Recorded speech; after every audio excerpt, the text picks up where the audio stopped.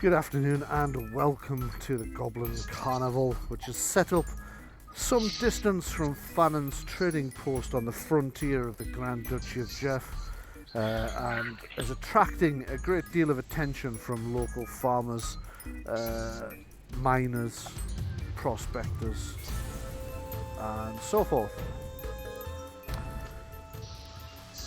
A couple of days ago, both the Wilderness Wanderers and the Company of Light returned from their respective rescue missions that they had launched. One up to Edison Point, and one off to the monastery of St Cuthbert.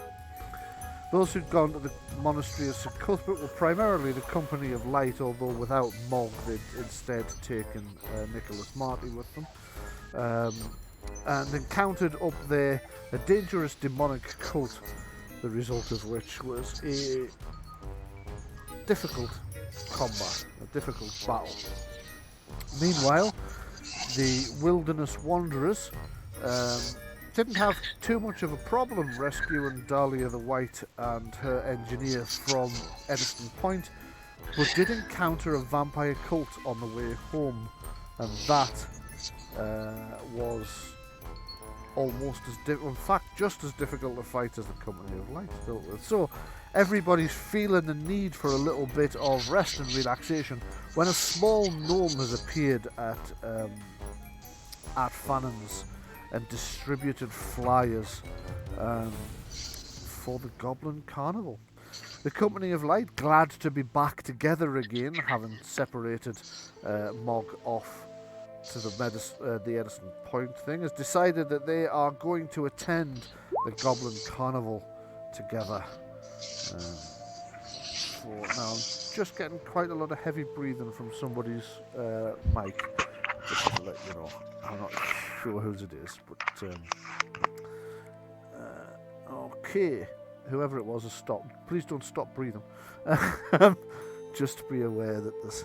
Okay, so I've just heard a ping to say we've got. Yes, indeed. Are there any other types of gnome? Well, possibly not. Okay. So the company have arrived at the Goblin Carnival, and I'll just pass you over to the next map. Now, bear in mind this might take a little while to resolve because it is huge. It's absolutely massive. So it might take you a little while to resolve. It'll be a little bit fuzzy for a moment or two until it does. You should be in the bottom centre, roughly, is where you should have arrived. So make sure you can all control your character tokens before we go any further. And let me know if there's a problem, and if there is, I'll put it right. Just turn the background music down a little bit. No, I can't control mine. You can't control yours. Okay, so first job. Controlled by Sean. Save. There you go. Yeah. You should be able to now. It's when my name becomes visible to me, it then means I can see it. Yeah. I'm all good. Sorry, you're what? Louise? I said I'm all good. You're Sorry. All good. Right. Okay, looks like everybody's got control of their characters. I don't know about how the screen's resolving for most of you, but I've got the left hand is now resolved and the right hand hasn't. So just give it a second. I've got everything. You've got everything? Brilliant. So usually for me it's all very fuzzy here still. Still very fuzzy there. Okay, well, I'll talk you through the introduction. It will resolve soonish.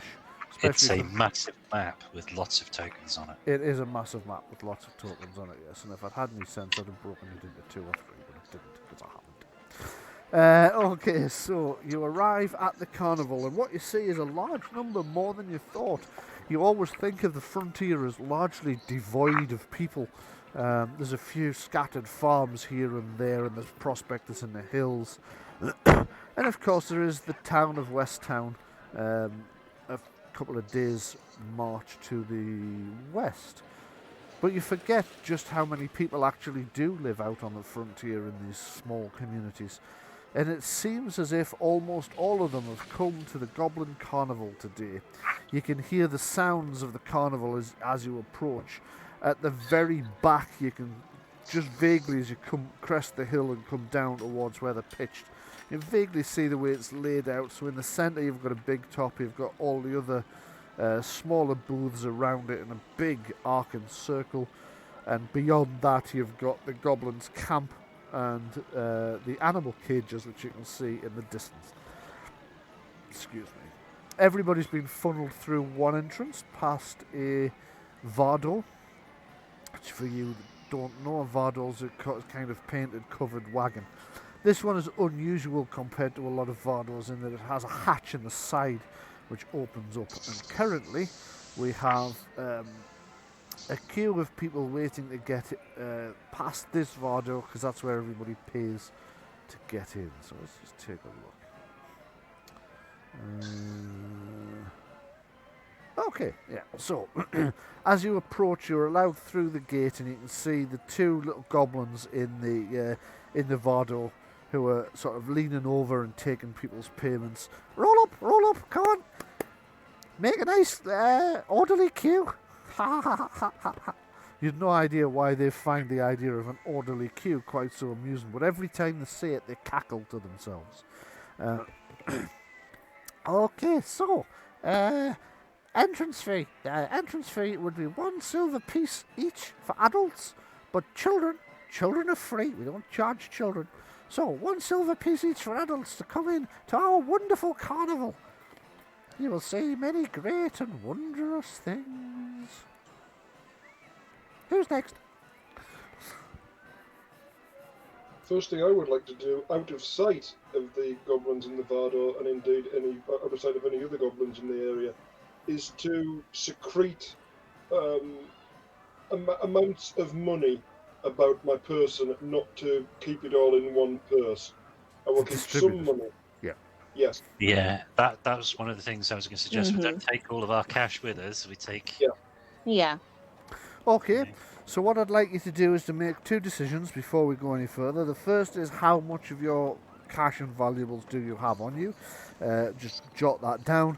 And the second is how many different places have you split them up and secreted them into? So what's the kind of value of each one?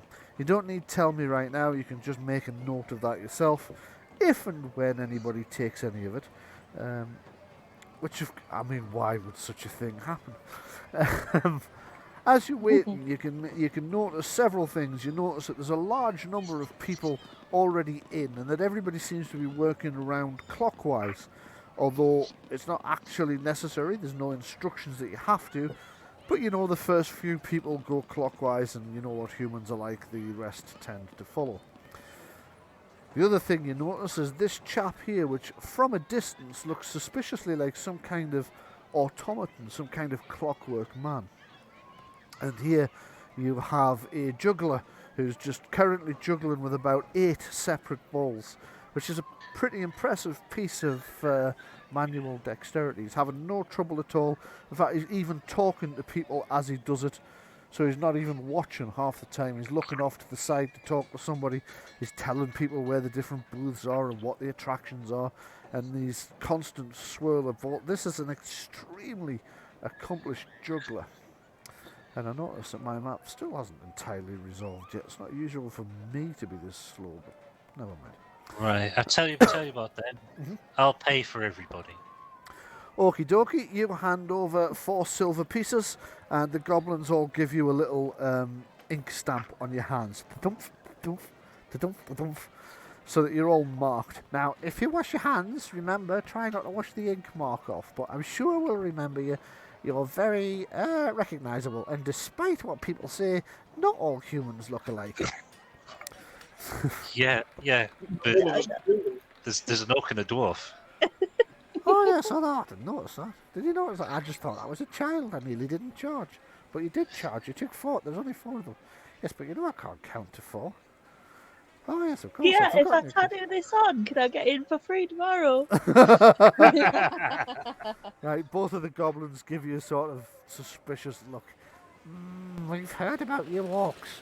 You know, some people say orcs and goblins are related. And the goblin looks shocked at this. What? Us? Related to orcs? Certainly not. They're big brutish creatures.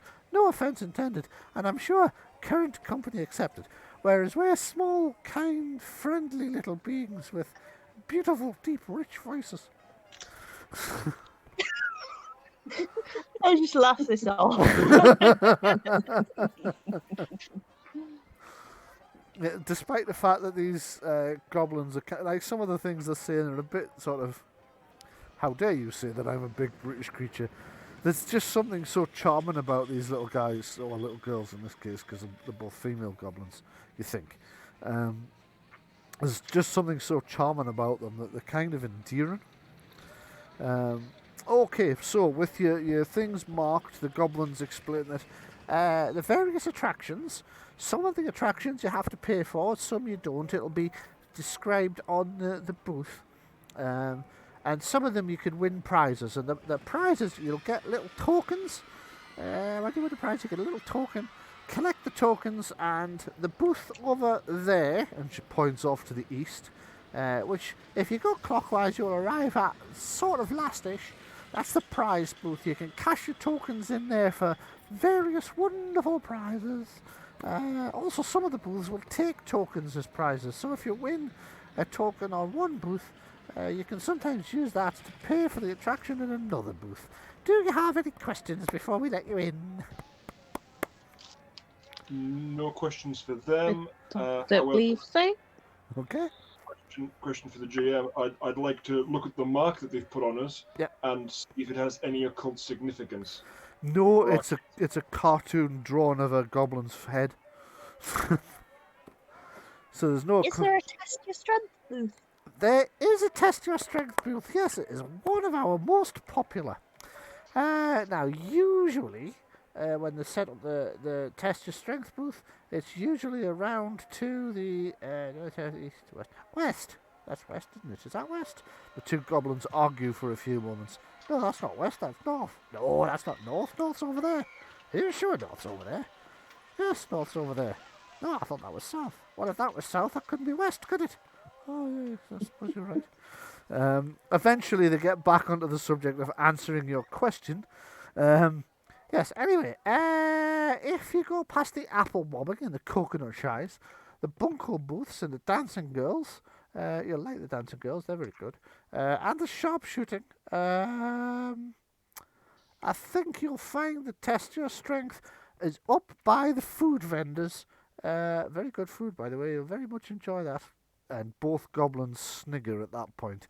Can I have a perception deception roll, please? Communications deception, sorry.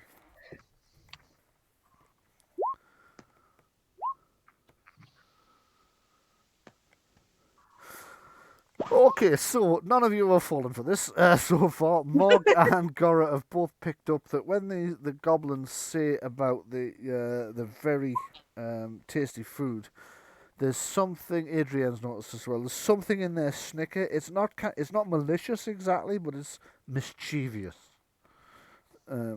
Which actually, if anything, just kind of piques your interest, really. What could be so mischievous about telling you that it's delicious food? You'd kind of at least like to investigate enough to find out. Anyway, if that's everything, in you go. Or do you have any further questions? Because it's not like we're busy or anything. There's a big queue backing up behind you. I mean, don't worry about all those people waiting to get in. Just stand here and ask questions all day. That's fine. So what's on the menu, ladies? Let's just think now. Just give me a second. I have a little document over here. If I could read it, I would read it to you. Yeah, you can read. I can't read. What do you mean you can't read? You told me you could read. Well, yes, I told you that to get the job, though. I mean, you didn't believe me, did you? You know me. I never really learned my letters. I thought only wizards could spell. Let's move on. So, on the if I'm entirely honest, I don't know exactly, but there would definitely be bowls of chili are very popular. Bubble candy, cordial. Try the cordial. The cordial's very nice. Honeycombs, obviously. Hot dogs. I mean, you couldn't have a carnival without hot dogs, now could you? Of course you couldn't. Pickled onions. Oh, you must try. You must try the pickle. Excuse me. Tickly throat. You must try the pickled onions. And she's got a big mischievous grin on her face as she says it.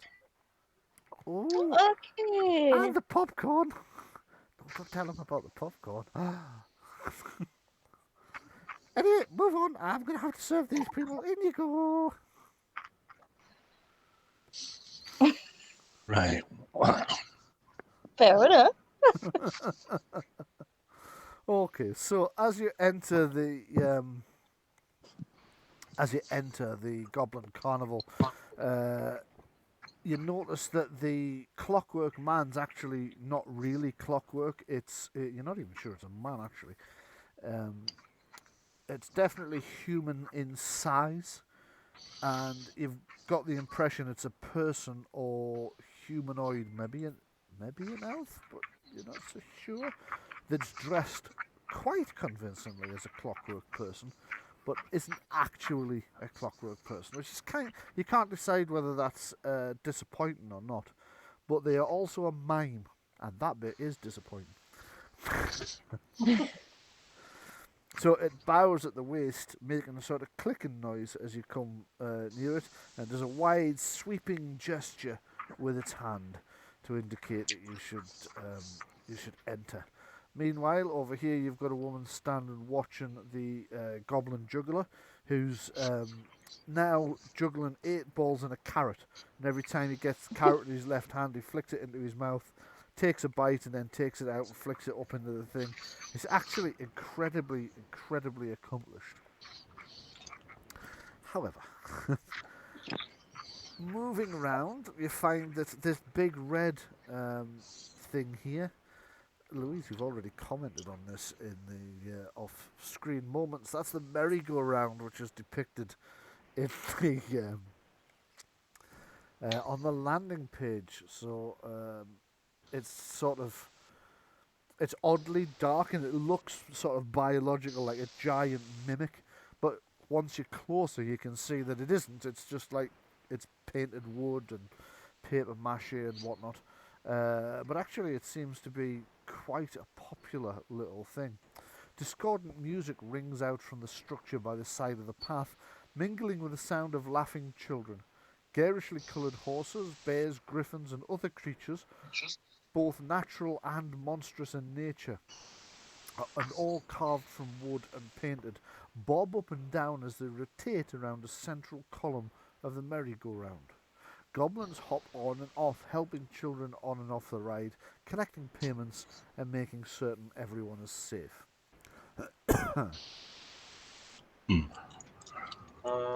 Do the animals depicted on the merry-go-round correspond to anything like signs of the zodiac or established mythology and symbolism for the area of Greyhawk? A very good question, and one I feel is probably worth about 25 experience points.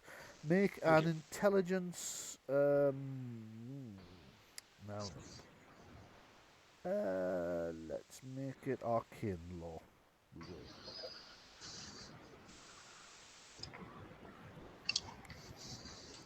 Oh, good grief. Right, okay.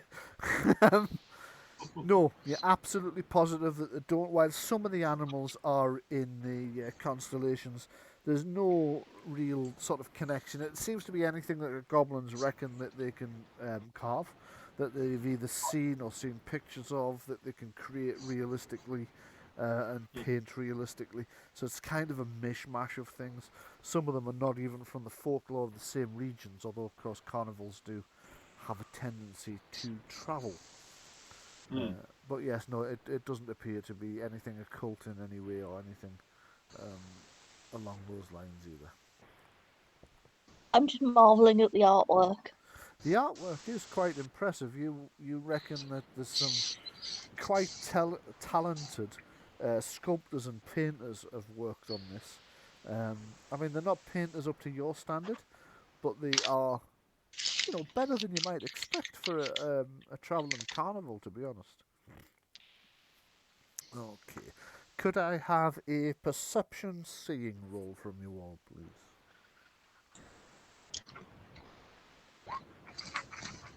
Oh, sorry, hearing. That should have been hearing. Perception hearing. I do apologise. Don't know if anybody has hearing. Possibly not. I don't.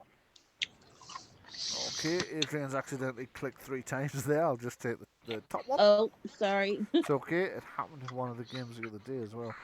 And so your top one's 14, so you'll notice it. Kellen doesn't. Gora won't either, neither will Mog. So it's only Adrian notices it. But like there's slightly more people. I've put a lot of people on here for effect, but there's actually many more than are represented. So in places you're actually having to sort of weave your way through the crowd. So in amongst the mass of people, you can see a small child, a human child, girl, sobbing her heart out because our parents can't afford the thing for her to go on the merry-go-round again. And just as it's kind of tugging at your heartstrings, you notice 2 of the goblin chaps, like one of them's like sniffing, his fingers under his nose, as he's not sure if he's wiping snot on it or if he's just kind of sniffing. And there's like a little tear in his eye, and he turns to the other one and he says, "It really hurts my heart that does to see a little child unhappy." The other goblin goes, "Well, the boss isn't around, we could tell you what." And like one of the goblin hops down off the thing, runs over to the parents and says, "Here, I don't know if you noticed, but you dropped this," and hands them like a sheaf of tokens. Now we do take tokens on a merry-go-round if you want to use one of the tokens again. Just say it, and then runs off. And the parents are like, "Oh, I don't think we did." And the goblin's like, No, you did, you dropped him, trust me, you dropped him." At which point the parents like let the child on and pay with one of the tokens that the goblins have just given them. Which is kind of takes you by surprise, because the reputation goblins have is of being sort of vicious and tricksy, and that's not the impression you're getting from what you've met so far. Okay, so past the merry-go-round, you can see other booths, some of them quite large, some of them a bit smaller. What would you like to do? Taking a very careful look at the behaviour of all the children of them before they go on the merry-go-round versus when they come off. Okay, you're a very suspicious little dwarf, aren't you? Yes. Okay, could I have a perception empathy test, please?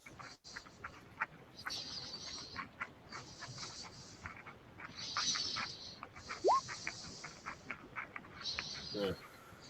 Okay, let's have a look what the result of that was. So it's 7. You don't really notice any difference. I mean, they're a little bit excited before they go on and like happy when they come off, but beyond that, you've not really noticed any difference. That's Kellen anyway. No, that wasn't me. I wasn't rolling for that. I was rolling for the hearing. Ah, yes, sorry. No. Same thing stands. You scored a total of 9. So the same thing stands. You're not really noticing any difference beyond what you would expect. Excited children before they go on, sort of giggling and happy children when they come off, for the most part. So you're not noticing any great difference at all. No. Also, as far as logistics go for the game, we've got sort of Kellen and Morg often going on ahead, and then we're following up behind. Okay. I take it we're not actually breaking formation to do that. It's not like we're being left behind and then having to catch up. No, So, no, no, no. just- We're just taking an easy stroll Yeah. Just around. to do the things kick off. We're watching each other's backs. Very suspicious, you know that. It's I almost like wonder you've, why. yeah, it's almost like you've met your games master before. Okay, so pressing on because you've got very little interest in the merry-go-round itself. It's very much more for children. You pass another goblin juggler. This time there's kind of a knot of people around that goblin juggler. A lot of them watching them. There's other goblins watching as well, including one goblin that keeps face palming because this juggler's absolutely nowhere near as good as the one at the door. And he keeps dropping stuff and giggling to himself. He's like, I meant to do that. Did you say that? Funny, that, isn't it? Then he like flip it up on his foot and catch it, which makes you think, oh, maybe he did mean it. No, he's literally just dropped that club on his head. He probably didn't mean to do that. And boof on the back of the head. He said, ow! Ah, I mean, that was intentional. Intentional. That's what that was. Can I have a perception singing test from everybody, please?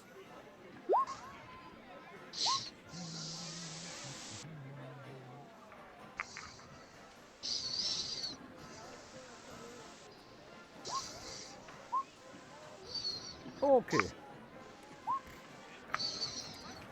Gora and Adrienne both notice, but nobody else does. There's a sort of corpulent merchant.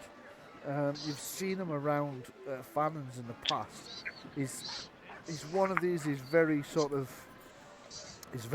arrogant. He always thinks everybody should be at his beck and call because he's wealthy, and he rubs his wealth in people's faces all the time.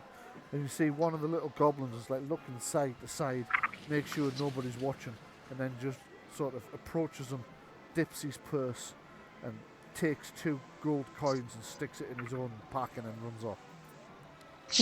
Well, he doesn't so much run off; he just kind of blends into the crowd a bit, and he does that while the guy's watching the juggler. And it suddenly occurs to you that this does appear to be a setup, that the juggler's really not as bad as he's pretending, but that people are focusing on him. And there's a couple of goblin dips working there. The thing that's occurred to Gora particularly, though, is that the goblins aren't cut purses. So they're not cutting somebody's purse and taking everything, they're dipping them and just taking a couple of coins. Which is actually much harder to do, you're much more likely to get caught. But it also means that if you don't get caught initially, the victim's not going to notice. The other question I would have at this point is sort of, who are they targeting? The wealthy-looking ones, the awkward customers, and people like that. People you wouldn't have a great deal of sympathy for, to be honest. The Karens of the crowd. Yeah, exactly. Aye. With the guy who's just been dipped. Yeah. Just take a look at him. Has he actually been marked in some way? No. Has he been like Oh, chopped up? that's a good point. No, you don't notice anything. You scored 18, didn't you? No, you're pretty sure he hasn't been. If he has, it's so incredibly subtle that you can't spot it. Right. You do notice though that like one of the other goblins is like nudging a fellow, well, a gnome actually, and sort of pointing at the guy who's just been dipped and making a obscene hand gesture. Clearly they think very little of this chap, and to be honest, you've seen people at Fannon's make very similar comments about his onanism. Okay. Just checking each of our hands in turn. Are all of the symbols that we've been stamped with the same colour? Yes, they're all black. It's just black ink, Yep. goblin cartoon face stamped on your thing. If we can get a look at that businessman, I'd like to see the colour of his stamp. Okay, you sidle up to him and try to get a look. Well, first of all, you don't necessarily want him to notice that you're looking, so make a dexterity stealth test. Oh dear. Stomp, stomp, stomp. Oh no. That's not At bad this at point, all, is at it? this point, could we actually engage him in a conversation and distract him? Yes, you could. You could indeed. So you engage him with a conversation. He looked kind of supercilious, as he is often wont to do. Then he recognises you, and whilst he's still a bit supercilious towards Gora and Mog, he's much more respectful of Kellen. Ah, Sir Kellen.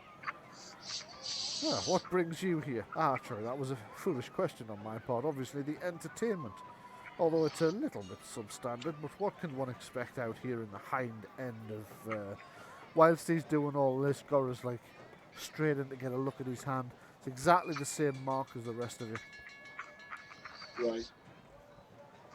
Just possibly by his obvious wealth and unpleasant demeanour that he's being targeted. You think so? I mean, he's made absolutely no attempt to hide his wealth at all. He's garishly dressed. He's one of these people with a lot of money but no taste. He's got a lot of clashing colours in his clothes. All expensive silks were all selected to demonstrate that he can afford it, rather than with any thought of does that colour match that? Does this style match that?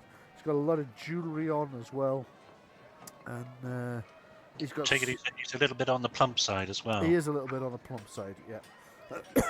And he's got several sort of coin purses, one of which is now open because the Goblin Dip just kind of left it open because you don't want to close it and increase your chance of being caught. So currently you're standing fairly near both the coconut shy, which is to your left, and the apple bobbing, which is to your right. Also, there's the juggler and the incident and the dips. So what would you like to do? Well, I'll exchange Coconut pleasantries with the guy Uh-huh. as politely as possible. Yep. And say I find the carnival to be very entertaining, and I'm all for it. Well, I suppose. I mean, there can't be a great deal of entertainment out here at the back of Beyond. Louise, sorry, you attempted to say something there, and we kind of... I said I want to go at the coconut shy. Oh, you want to go to the coconut shy, which is the Yeah. one on your left here. So the question is to the rest of the party: do we do anything about this thievery, as it were, or are we more or less sort of happy with the Robin Hood style of operation? Well, He can afford 2 gold. He can obviously afford it. It's a good question. Are we chaotic good or are we lawful good? I'm no grass. Class solidarity. Or is it karma? It's fate. You reap the reward for the harvest that you sow. Well, you reap the harvest that you sowed. Yeah. That would be my thinking. Yeah, I'm more inclined towards that way of thinking. It's just fate in Adrian's case. Fair, yeah, absolutely. Okay, so you largely seem to have decided that, like, let him be robbed. He's obviously able to afford it, and it's if he's as obnoxious here as he is at Fannon's, well, he's probably brought it on himself. Meanwhile, Mog is investigating the coconut shy. To one side of the path, you see a coconut shy in which a goblin passes out 3 balls to customers who pay his price. Knock the coconut off the pole and win it! Easy as that. You can knock a coconut off with a wooden ball, right? Well, step up and have a go then. 1 copper or 1 ticket for 3 tries. At 1 for 3. Step right up and try your hand. Here, you there, the big green, I'm going Orc. to say orc. Yep, you'd be right. I Ah, had him a copper. I thought you were too good looking to be a hobgoblin. Are you flirting with me? Maybe. I hand him the copper. Aha! Thank you very much.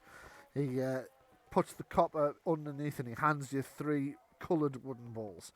Take your time, eye up whichever target you want, and give it a shot. The coconuts are quite small, so they're moderately difficult to target, despite the fact that the range is quite short. However, You can give it a go. The target number to hit it is... Well, I'm not going to tell you the target number to hit it. I'll tell you. You make the rolls and I'll tell you if you hit. Okay. The accuracy, won't it? It will be. It'll be under accuracy, yeah. Okay. Before Muck throws, can I just take a quick look at the coconut and see if it's been nailed there? Make a perception seeing roll. You really are very suspicious. Yes. Okay. Oh, good grief. Okay, your... let me just double check this. No, it hasn't been nailed, but it is quite a small coconut, and the cup it's in is deep enough that a simple hit is not necessarily going to be enough to knock it off. You're going to have to hit it at the top end, which makes your viable target area even smaller. May I take those stunt points and apply it in some form to like a prolonged aim action, so that I can sort of get an eye for where would be best to hit this thing to actually get it off the stand? Yes. Yes, I'll say yes. Okay. I'll say if you're going to pay for 3 balls as well, that you get +2 for your aim instead of +1 for your aim. Thank you. So it's did I say a copper piece? I think I said a copper piece. Yeah. You did? I did, yeah. 1 copper piece or 1 token to let you hit it. So, first up, Louise, would you like... Who else is having a go? Is it just Mog and Gora, yeah? I'll have a go. You're going to have a go as well? Okie dokie. Yeah, me. I'll do it. Everybody, right you are. So, Well, in for a copper, in for a silver. well, quite. Okay, so you each handed 3 coloured balls. You notice the goblin's got his finger in his collar, and it's just like, ha. He's just pulling his collar a bit wider because suddenly he's noticed you look like the kind of people who can throw things at stuff. Little does he know. Yeah. So I'll just run along in the order that people's names have popped up on the bottom of my screen here. So you'll each take 1 shot and then I'll come back to the beginning. So, Glenn, would you like to take Gora's first shot? What colour are the balls, and are they all the same weight? The ones you've been given are all the same weight. But there's a green Right. one, a red one, and a black one. Okay. Just if I can, if I can say to Mog, can I feel the weight of your balls, please? The little goblin who's currently dealing with other customers like stops and looks at you. Its jaw kind of drops open for a second and it like shakes its head and gets back on with what it was doing. Just chill out and enjoy it. Wait, that sounds worse. Oh dear God, what have I done? Switch your aim on for this. Yes, switch your aim on for this one. So, Not forgetting that it's a +2 instead of a +1. yes. Mog's balls appear to be the same weight as yours, as far as you can tell. But it looks like the sheet might have updated again. Where is aim these days? Oh, let me just take a look. Should be under your character name. If you go to your cog, Yeah. there should be a show the initiative, show the ammo column. I don't think it's actually one of the show things. I think it's by default. It should be under your name on the left-hand side. Let me just try Most something definitely. on the cog. Left-hand side that says rolls. Prompt for aim, never use aim is the 3rd option down. If you click the cog and then look to the far left of you, If you switch it to toggle, you switch it to toggle. yeah, it Then puts a it'll- little aim marker up above. Well, that was definitely there before, and it's since been switched off. Yeah, it looks like they've updated the character sheets again, which sometimes switches some elements back off. Mine's on. Right, you are. Okay. I think possibly I switched it on in the last game, Yes, could be. so So Gora would be a +2 to that. 412. I've got aim switched on. Right, okay. Normally it tells us under that's added it, but not to worry. Okay, so Change the color of the aim icon above where it says accuracy. Yes, it's now white text on a black background. It didn't come up there. okay, so Cora, you've hit. Hold on a second. 10. Yeah, your aim hasn't been calculated in there. Is your accuracy normally 3? Yeah. Yes. Yep. So it hasn't applied your aim. So you've hit.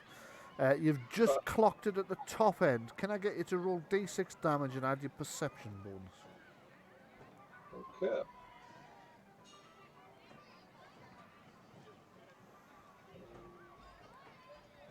Section 3. Okay.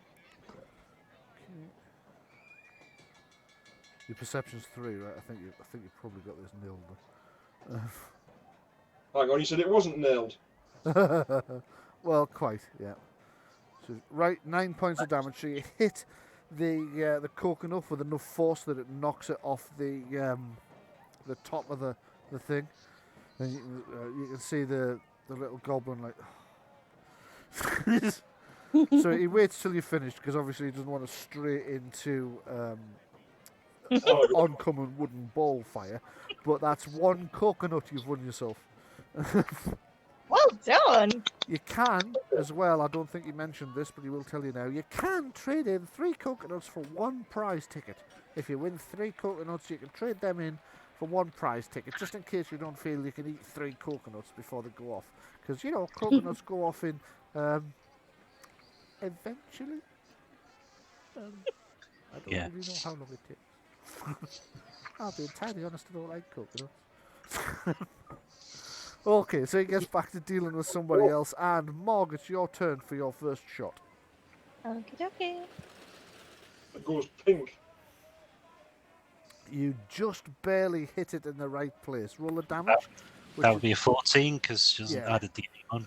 So she's just barely hit it in the right sort of pivot point. Roll the damage as d6 plus your perception. Hang on, what's my perception?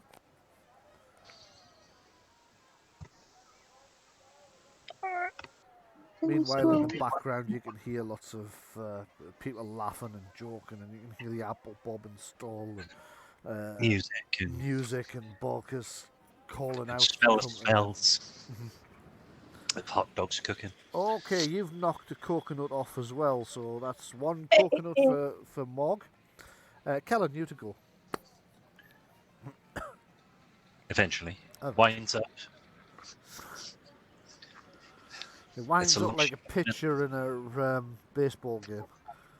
And then wangs the ball and misses. Well, and hits the goblin in the head. Yeah, you've missed the coconut completely, never mind hit it in the right place.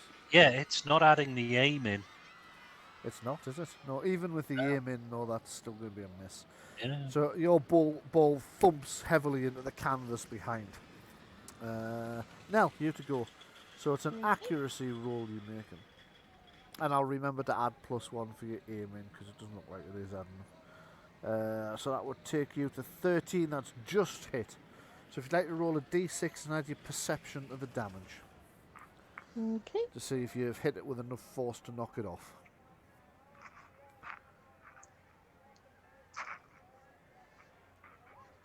Nope. Although you do have stunned points, so I'm going to say roll another d6. Do that mighty blow to it. Yeah, add a mighty blow to it, and that thump, that's knocked the coconut off, so you've gained a coconut as well. So, you've all basically now know how this works. You can all go ahead and make your rolls. You need a 14 or better to hit, and you need to score 4 points of damage to actually knock it out of the thing. So make your rolls till you've each thrown 3 balls, and then you can either add the appropriate number of coconuts, or if you win 3 coconuts, you can choose to take a token instead. So if you just want to go ahead and do that yourselves. The second round of volleys, nobody's been terribly lucky except Mog seems to have clocked one there, quite. Oh, cool.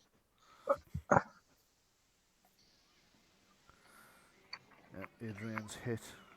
Mog's actually shattered one of the coconuts, just hit it so hard.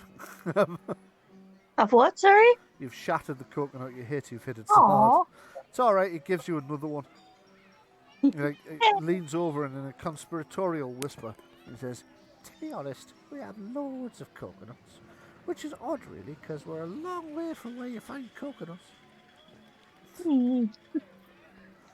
Don't really know where the boss finds them all.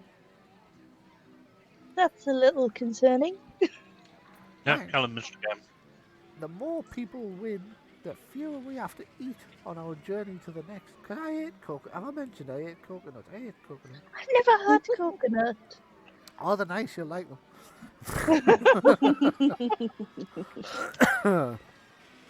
So just let me know when you're ready to move on from the coconut shy, and whether you want to try the apple bobbing or whether you want to move up to the bunko booths or the dancing girls are the next.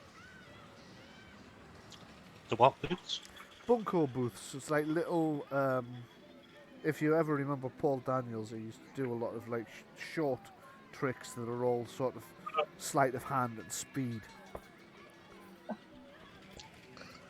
Is that a height thing? Yeah, I was going to say it was short. Yeah. Yeah. Funniest one was where he had the glass of water on his head and he pulled his wig out from underneath it. Yes. Check out that third one there. Let's have a look. You did? Yes, that's a hit. 14 or better is a hit. And another one you've broken. He just hands you another coconut. Don't tell the boss I keep giving you coconuts when you smash them. We're supposed to give you the broken ones because obviously you can still eat them. But all the coconut milk spills out everywhere. And some people like that. You know, mad people. But try it, you'll like it. Before I decide if I'm taking the coconuts or the ticket, would he let me, like, have a nibble at the corner of a broken piece? He thinks about that for a second and shrugs it. Yeah, why not? And he hands you one of the broken pieces from one of the ones you broke. Okay. So I take a little bit of a nibble. I'm like, that's an interesting flavour. I'll take the coconuts. Okay, you take the coconut. He leans over, like somebody else leans over into you and says, I find coconuts are nicest when you cover them with chocolate. Then you'll like them. And the little goblin goes, Ooh. yeah, well, you're bounty. Oh. For the listeners, that joke only really works if you know your northeast vernacular slang. And chocolate bars. That loses the GM 25 experience.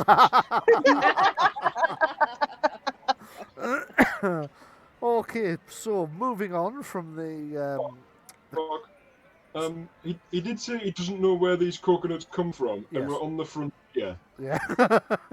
He hasn't got a Would you clue like- where the coconuts come from. You're so suspicious, Dora. Just relax. Enjoy it. Go or not get another one there. Yes, sir. Yes? I have 2 coconuts. Yeah. It's like, when you ate the coconut, did you happen to see a goat-headed god? You can't No, I remember that didn't. happening, no. It's not like So- hand in a basin. So this time it's repressed the memories of that. I hope so.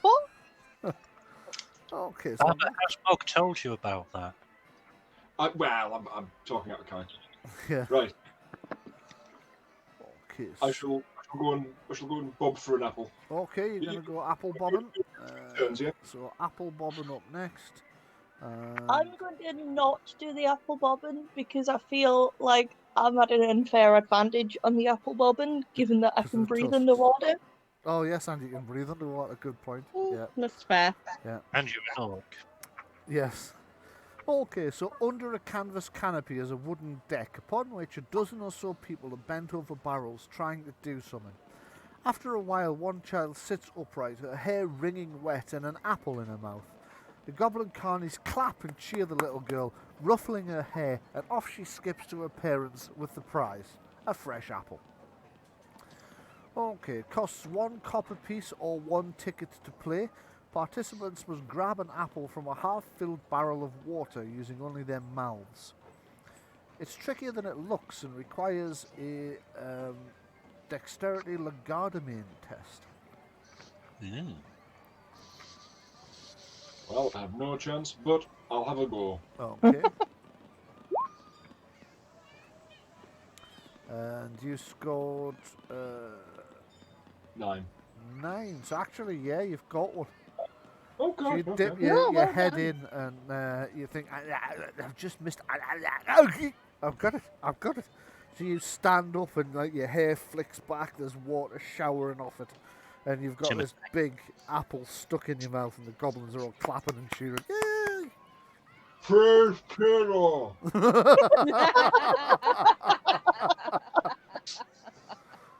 It occurs to you that you can actually buy a bushel of apples for about 2 coppers, so they're definitely making a profit by this method of selling apples. But it is quite fun. It took you a few minutes to actually catch it. You had a couple of near misses, and then you managed to get it. Who else would like to have a go, if anyone? Yeah, I'll have a go. Same I'm thing. not- It's yeah. I'm going to give my apple to Mog. Okay. Oh, thank you. Welcome. It's got So- teeth marks. It's got teeth Yeah. marks on it. So if Adrienne would like to make a dexterity test or Dexterity. dexterity Yep. legerdemain if you happen to have legerdemain. Just what I always wanted, a previously bitten apple. Okay, much like Gora, it takes Adrienne several goes, but eventually she manages to catch an apple in her mouth. She sits up triumphantly, her hands still crossed behind her back, her hair now wringing wet, little drip of water dripping off her nose. She looks entirely, what's the term I'm looking for? Ridiculous? Ridiculous, that's the term I'm looking for. Not least because she has a sucking great red apple in her mouth as well. But you've got an apple. The Hey! goblins all leap up and down and clap and cheer. And the barkers go, see how easy it is? Come on, just 1 copper piece. You can actually hear somebody in the crowd go, yeah, but for 2 copper pieces I could buy a bushel of apples. And his wife's like, oh, shut up, it's fun. Yeah. Really? Because you just appear to be waterboarding yourself for an apple. That seems to be... I mean, don't people use this for torture? At which point they have a bit of an argument and you all ignore them. Would anybody else like to try any apple bobbing before you move on to the bunko booths or the dancing girls? No, I'm good. You're good? Okay. So which would you like to look for first? The bunko booths or the dancing girls are on the right. The bunko booths are the smaller booths on the left.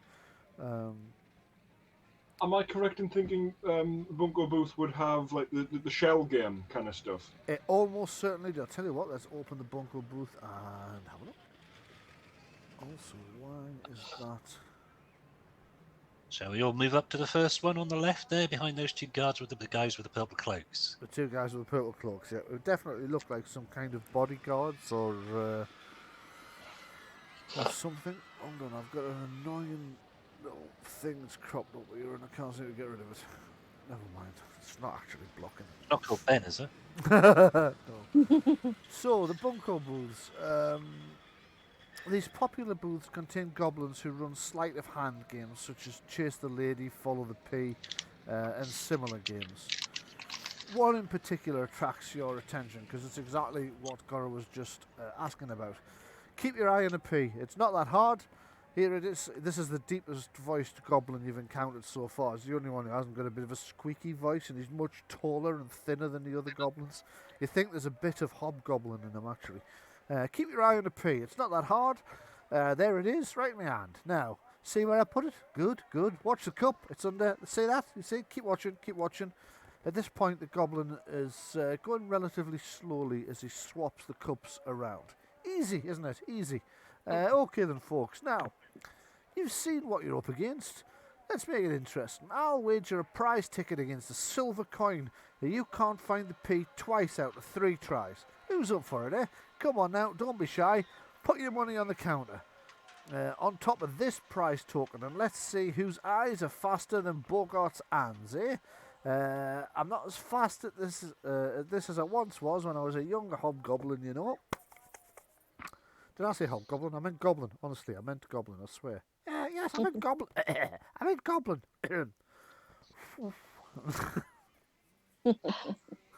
Oh, go on then. You're going to give it a try? Okay, so Yeah, I'll give it a try. you put a silver point down, and what you're going to have to do is, as he shows you the P, there you go. Now watch which cup I put it under. There you go. It's under that cup. I'll just move these cups around, and he starts off at roughly twice the speed he was going for the demonstration, and then picks up speed. Till his hands are just a blur. Okay, make a perception seeing roll against Bogart's dexterity Lagardaman. Let's just find Bogart. Can Gora offer support? Yes, you can. You can add your perception bonus to Moggs. I don't think she needs it, but with I that take roll. it she's rolled a good one, has she? Okay, let's see. Dexterity Lagardaman. So, Bogart's rolled... Nothing. Yes, 16, 18. Oh, it's exactly the same. Okay. Three. But you've got stun points and he hasn't. So as Plus his three. hands go faster and faster and faster and faster and In your faster, pocket. you eventually, you think you can track it, and you tap the top of one of the cups and you can actually see the fixed grin on Bogart's face just droops slightly as he picks the cup up, and there's the pig underneath. Okay, I can see we've got some fast eyes here. Faster than Bogart's hands. Right. Claps his hands together. Spits something. Let's try that again then, shall we? Because you've got to remember you have to beat me twice out of 3 times. So watch the P. Watch the P. Here's the P. You see the P? I'm going to put the P under this cup. The cups move faster and faster and faster. Make another roll. And this time you're trying to beat 10, 16, 17. And this time he's just moving fast enough that you think, is it the middle, is it the left, is it the middle, is it the left? You eventually pick one, tap on the top of it. Bogart's smile gets just that little bit larger as he picks it up and goes, nope, wrong one this time, my dear. Then he picks up the other cups just to prove the P is definitely under one of them. So that's 1 for 1, and all down to the next. It's exciting, isn't it, when it gets to this one? Just one more try to see who's going to win. Let's see now. Let me just get my hands warmed up. Blows on his fingertips, grabs a P. Here's the P. He wags it in front of your eyes. Put it under this cup here. Move the cup to here, to here, to here, to here. Faster, faster, faster. And he makes another roll. So, make your own roll and see if you can beat his roll of... he's rolled, let's see, 14 this time. He's getting buff. Oh. But so are you, unfortunately. So once again, you pick the wrong cup. You're down to, like, it's either left or centre. Are you counting Gora's +3 every time? If you're going to go, I think it's under that one. Yeah, okay. You pick the right one, and the goblin kind of looks at you and says, "Now I should have stated this before, but you're not supposed to have any help. But that's on me. That's on me, I suppose. This time, I'll just be more careful next time. I've got my eyes on you." Points like 2 fingers at his eyes and then one back at you. Got my eyes on. I'll be warning people about it. I've heard of people like you. It's people like me who've got a reputation for being people like you. You know that, don't you? Anyway, I suppose a deal's a deal. Now, what did we say the prize was going to be? Oh, yes, that's right. And he hands you a ticket. There you go. You're welcome to try again, only without the help from the little one this time. I'll take the ticket. Thank you. That was very fun. Then he points at Gora, at Gora, and he says, "Remember, if your mum has another try, you're not to help her this time."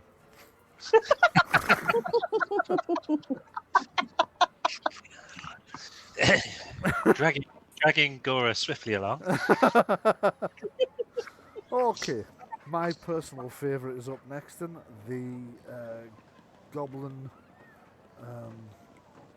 dancing girls. In this big booth here, you can see 3 dancing girls on the front.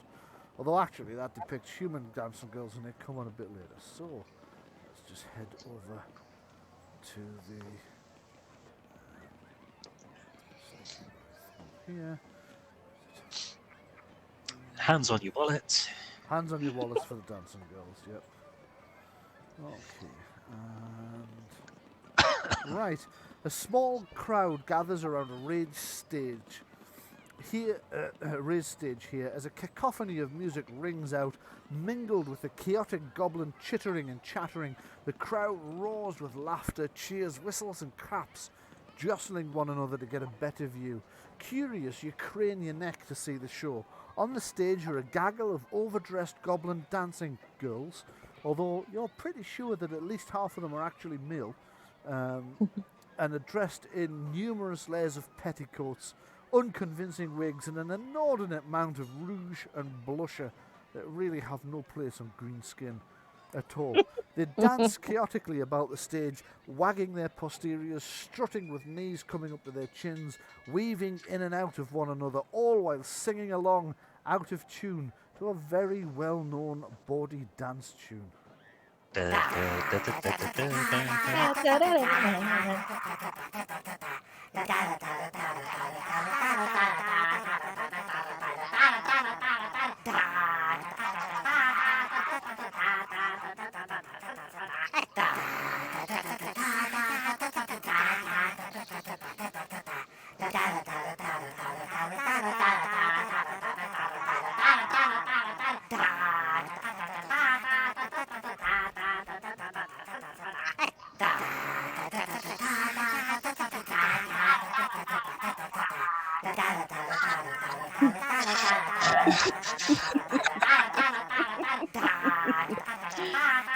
Are they like falling over each other and Yeah, various pretty much just stumbling into each other, they're banging into things.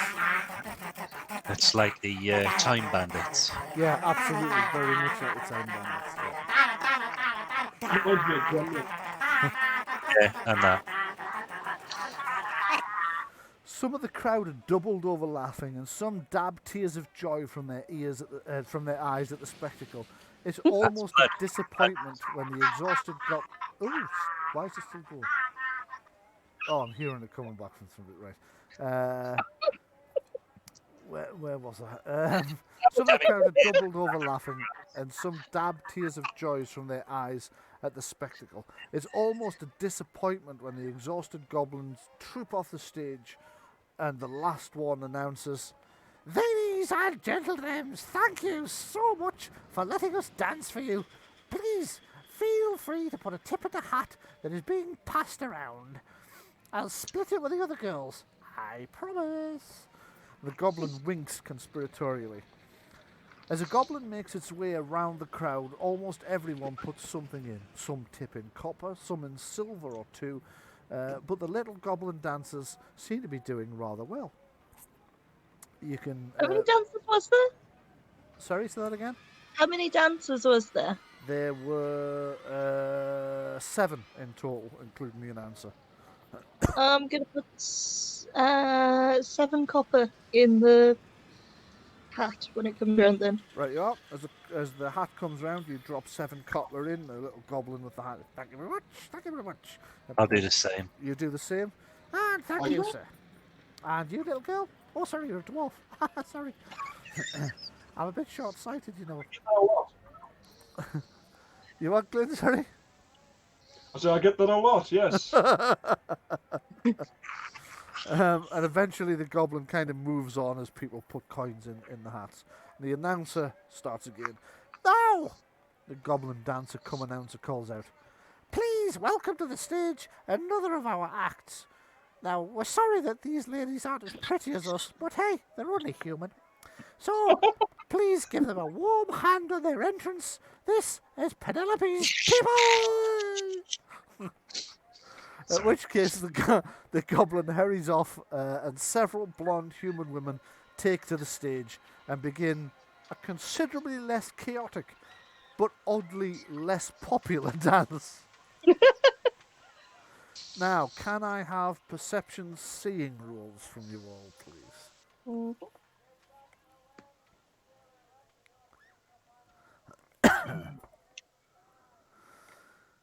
Okay, so perception. Mog hasn't noticed. She's riveted by the. Oh, sorry, I'm looking at Gora. Gora hasn't noticed. She's riveted by the dancing girls. However, Kellen may have done. Let me just have a quick look. I just need to look up. What is it? Must be under the dancing girls entry. What's the target number I'm looking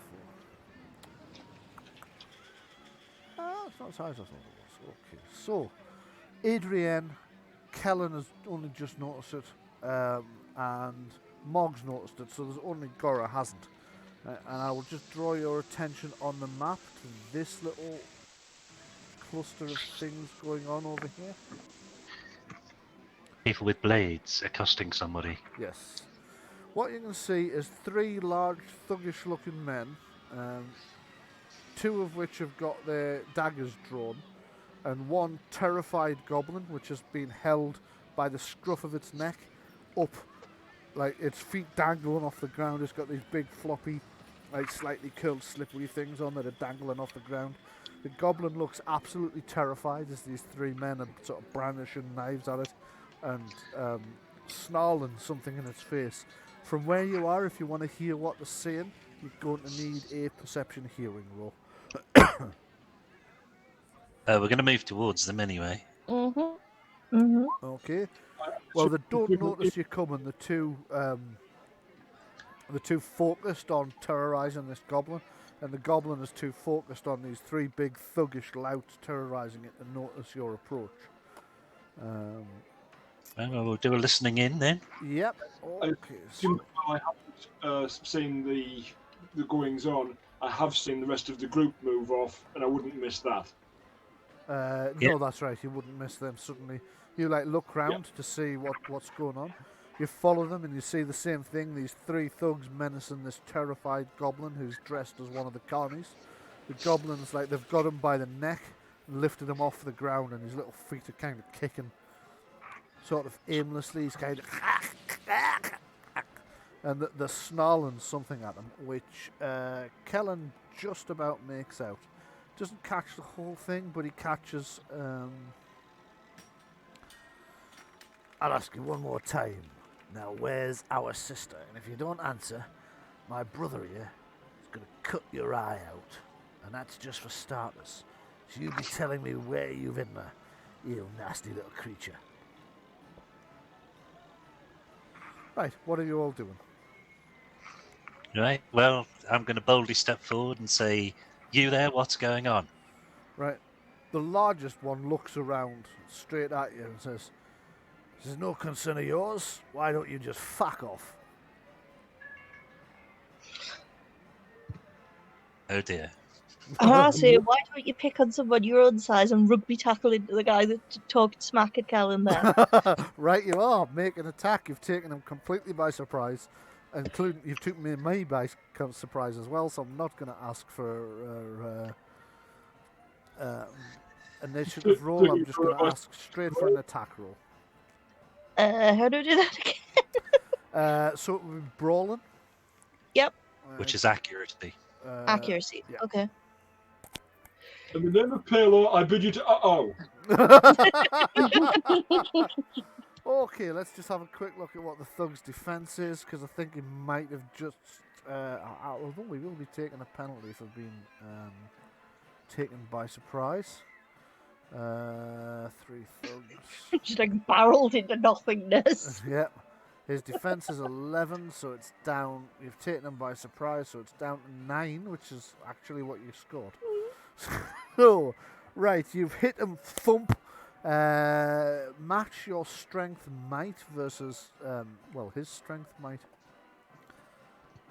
I've got intimidation.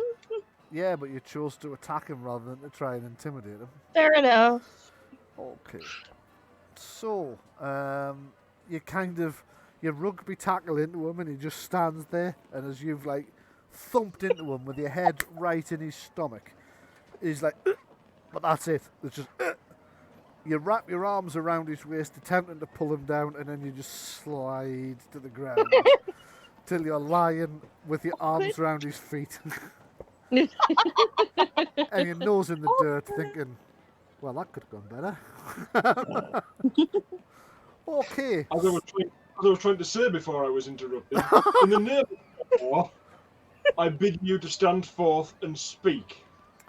Okay, make a communication persuasion roll with a penalty of -1 because the orc has already attacked him.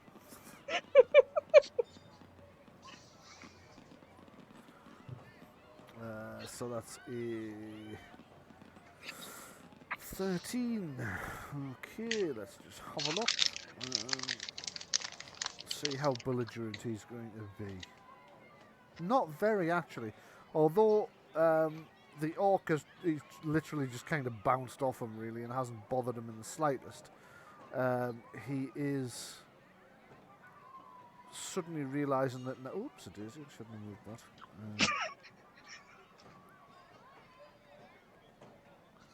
Sorry. He realises that, like, there's now more and more people gathering to see what's going on. His neck's craning. As he becomes more aware of this, he thinks, actually, we might have to be careful here. So he recognises your holy symbol as well, and recognises you as a cleric. This is begging your pardon, Reverend Mother, but this really is like family business. I don't mean an offence or anything, but if we're going to have this conversation, could you get your goblin off me, please? Like, points at Monk, who was still lying in the dirt, embarrassed that that's surprise attack. Orc, actually, just through a mouthful of grass. Okay, then, orc, could you get your orc off me, please? Aren't orcs tough, though? You can't be an orc. Morgan, if I'll you'd be punch so him in the kind. foot. Sorry, say that again, Louise? Instead of punch him in the foot. And then I smear him. Right, he starts hopping around, and the two brothers, like, one of them drops the goblin, who just runs. Boom, he's off, he's had enough. He's like, these guys are fucking crazy. He goes running off. Now, I heard something mentioned about your sister. She's been kidnapped. Is She's that been correct? kidnapped by these fucking goblin carnies, and we're here to get her back before they do unspeakable things. Now, there is one thing certain about a kidnapping, Yep. is that somebody does it for a reason, often a ransom or something like that. Have you had any demands? They kind of look at one another, make a perception-deception roll.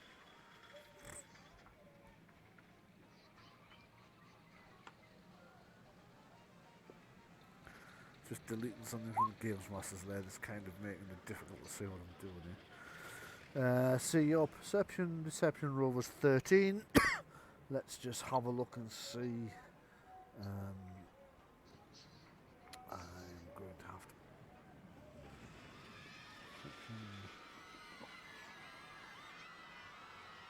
Communication. Right. They kind of look at each other and shrug. Well, not exactly demands, no, but they've clearly kidnapped her to work as one of the dancing girls, haven't they? That's what's happened. Besides, you can't trust goblins, funny little creatures. Probably slavers as well, I wouldn't be surprised. You know, So, goblins so are your sister is one of the girls in the show here. well, I mean, she's not actually amongst them now, no, but yeah, that's what either that or slavery. That's probably it. Probably slavery. So hold on, how do you know she's been What? kidnapped? What's her name? Oh, damn, I have to look that up now. He answers a lot more quickly than your Games Master's about to, because your Games Master forgot to double check this last night Sorry. before starting. So I just need to run to right over here. Oh, should have remembered that. Lorelei. Is it too late to ask them to say it simultaneously? It is too late to ask them to say it simultaneously, but as it happens, two of them did. Right. And one of them's like just a little beat out, so he would have heard what they said first, but two of them said it close enough together that they couldn't possibly have Not deceptive as such. Aye. And how old is Lorelei? It's 21. I don't see what that's got to do with anything. We need to know who we're looking for. Oh, right, okay. Yeah, well, she's about his height. He holds his hand at what you would say is probably about 5'6" roughly. Slim build, blonde, like them, except like hers is real blonde. Quite tan skin because she's been working the farm for years. Mm-hmm. Rough hands, you recognise rough hands maybe, can't you? Well, everybody recognise rough hands. No detail should be omitted. You never know what might help someone to be found who's gone Okay, missing. he gives you a rough description.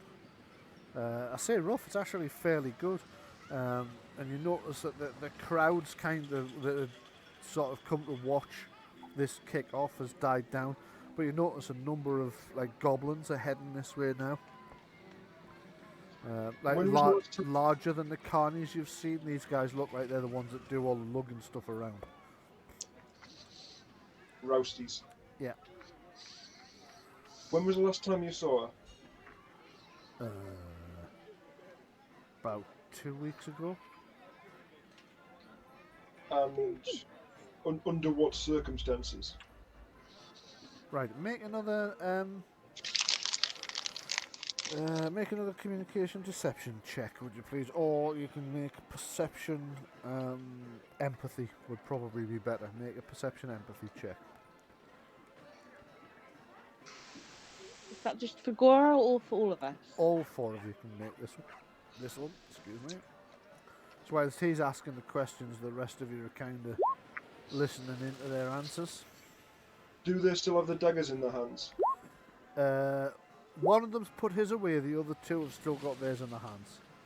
I'll address them directly. So, gentlemen, unless you prepare to peel some apples for me, I would consider to put those back in their places. Oh yeah, of course, sorry, one of them puts them away, the other one's a bit more reluctant. Yeah, looks at his brothers. Oh, come on. We know what's going on here. I mean, look, they've even got a goblin with them. Can't trust these lot. I'm an orc! Orc, goblins, all the same. The brother that's been doing all the talking says, just put the dagger away for now. You notice that the bigger goblins are now kind of standing back and kind of curiously eyeing to see what's going on. Meanwhile, let's have a look at what you all scored. I don't appear to have... My dice roll doesn't appear to have come up. Oh yes, it has. There it is. So we're looking at anybody who scored more than 10, so they've not done very well here. So all of you have realised that they're hiding something. They're not telling you the truth. There's definitely something about their story makes very little sense. The carnival wasn't here 2 weeks ago. Yeah, we didn't say it's like that. Obviously, they kidnapped her from when they came through our farm. It's taken us this long to catch up to them. What was the circumstances under which you last saw her? This is the bit that seems fishy to you. Right? They're kind of very, very vague about that, and you've just got the feeling that like there's something about the circumstances under which they last saw, where they claim she was out working the fields when the carnival was nearby and goblins snatched her. But it just doesn't seem right. They're looking shifty when they say it.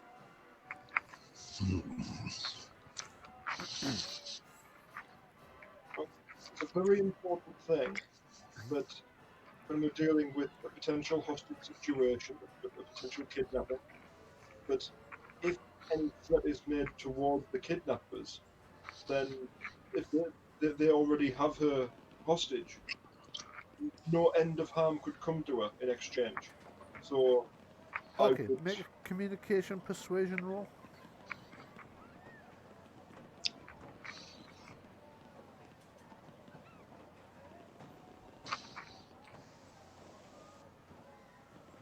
Okay, so the two of the brothers are like looking at each other as if to go, I hadn't thought of that. Yeah, they're starting to look quite worried. So eventually they go, well, what would you suggest? The first thing we always do in any situation that the Company of Light encounter is to talk. That we get people around the table, metaphorically, if there isn't one, and we discuss the matter fully. And if we find things not to be as is said, then we investigate further. Can I have, from the rest of you, while Gora's talking, can the rest of you make a perception seeing roll, please? I would like to try to draw on our reputation. Ah, right, okay. Being speaking for justice. Yes, I was going to say probably best drawn on Kellen's reputation as the...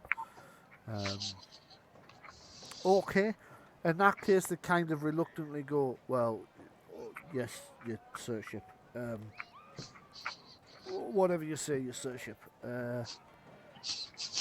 We'll, like, you know better than us about this sort of thing. We'll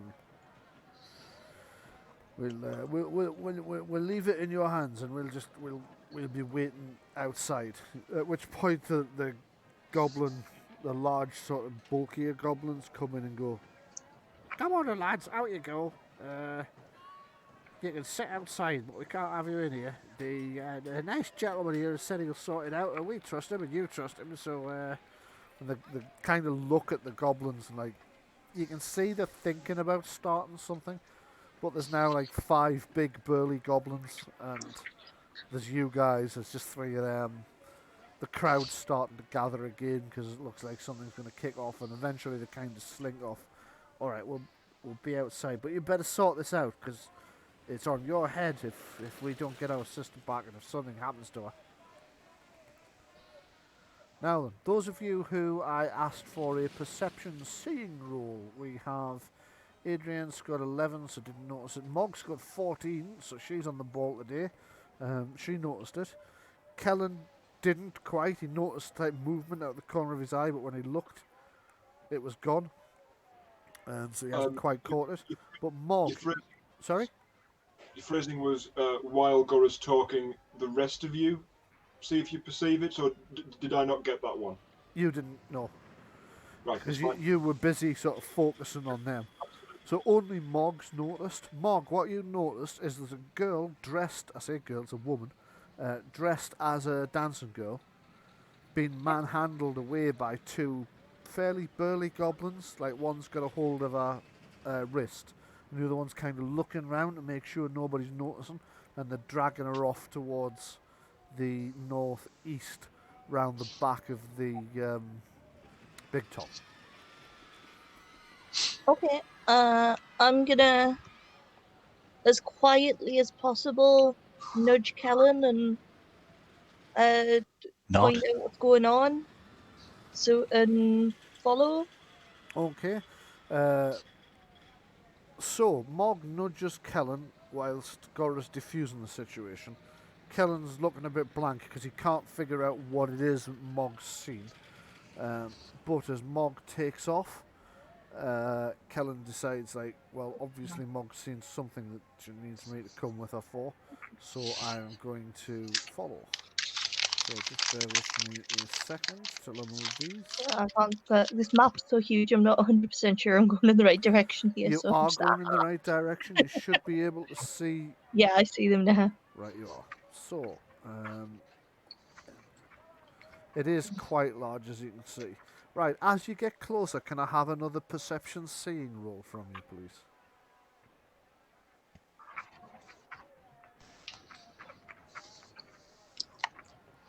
Okay, Mog. All you notice is that, like, one of the goblins sees you guys following and breaks off to intercept you, and the other goblin takes off with the woman at a run. Stop! Right, as Gora yells stop, Gora's probably a bit further behind because obviously she took off slightly slower than the others and has shorter legs. If you want to move her back about 12 spaces. So as Gora's running along trying to catch up, Gora and this goblin both yell stop at the same time. Obviously, Gora's yelling at the goblins that's running off with the woman. And the goblin's running towards you and yelling stop at the party. Right. Can you all now, Mog's already made her, can the rest of you make a perception, actually, Mog, you can make this as well, perception empathy test, please.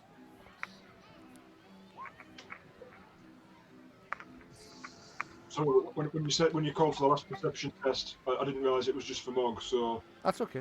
That's okay, I only counted. Okay, Mog and Kellen have both noticed something odd. So the rest of you, Adrienne hasn't noticed. She's just noticed that like one goblin's trying to stop you while another one's running off with this captive woman. Gora can make this one, but you have a bit of a penalty because you're further away. Well, I did roll a perception test, so I'm assuming that one stands. Oh, I'll just keep that one then. Let's just roll back. That was 13. With your penalty for distance, you don't notice. So it's only Kellen and Mog that notice as this second goblin breaks off and comes back to stop you.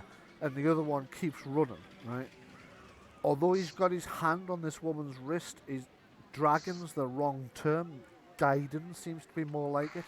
And she's taken off at the run as well. She's not like being dragged and trying to keep up. If anything, the goblin's struggling to keep up with her. And at one point, he like puts his arm around her shoulder, like protectively, and looks back at you, and sort of glares. And she looks over her shoulder, terrified. But you get the impression it's you she's frightened of, not the goblins. So what are the party doing? Are they a couple? It's possible. I'm going to ask the guy who told us to stop what's going on. This is... sorry, get my voice right. This is nothing for you. I'm sorry. Is that Lorelei? The goblin stops, like, his eyes wide. Because our brothers are outside and they grabbed one of your guys and they were going to really hurt him. And we just want to know what's going on. He looks panicked, he's looking around. Our brothers! Where are our brothers? He, like, picks up It's okay. just a It's branch. okay. Where's our brothers? Where's our brothers? They'll It's hurt okay. her. They They'll got hurt her. escorted out. Whew. They got escorted out. He looks over his shoulder, he goes, Grog! They've kicked our brothers out. It's alright. Like, the other goblin lets go of Lorelei. I'm not sure what's going on, but you're not here to try and drag her back to her parents, are you? No. They say they're not taking her back to that man. Okay. We just want to make sure nobody gets hurt. The other goblin comes back over and Lorelei he notices let go. And she starts following, but the other goblin's like, it's got his hand out behind him, like waving her away. Just stay back, just in case. I don't trust them. He's got a club in his hand as well, which it looks very much like he doesn't really know how to use. Oh, bless him. Honestly, if you try and take her, we'll fight you. We'll fight you. What about this guy? Oh, that's the other goblin, the one that they did have.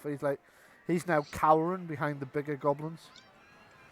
He looks round like from behind the other goblin's waist. He says, I don't think they're with the thugs. I don't think they're with our brothers. They came to investigate when their brothers got a hold of me. One of the other goblins like, so they got a hold of you, did they? Sorry. So they got a hold of you, did they? Ah!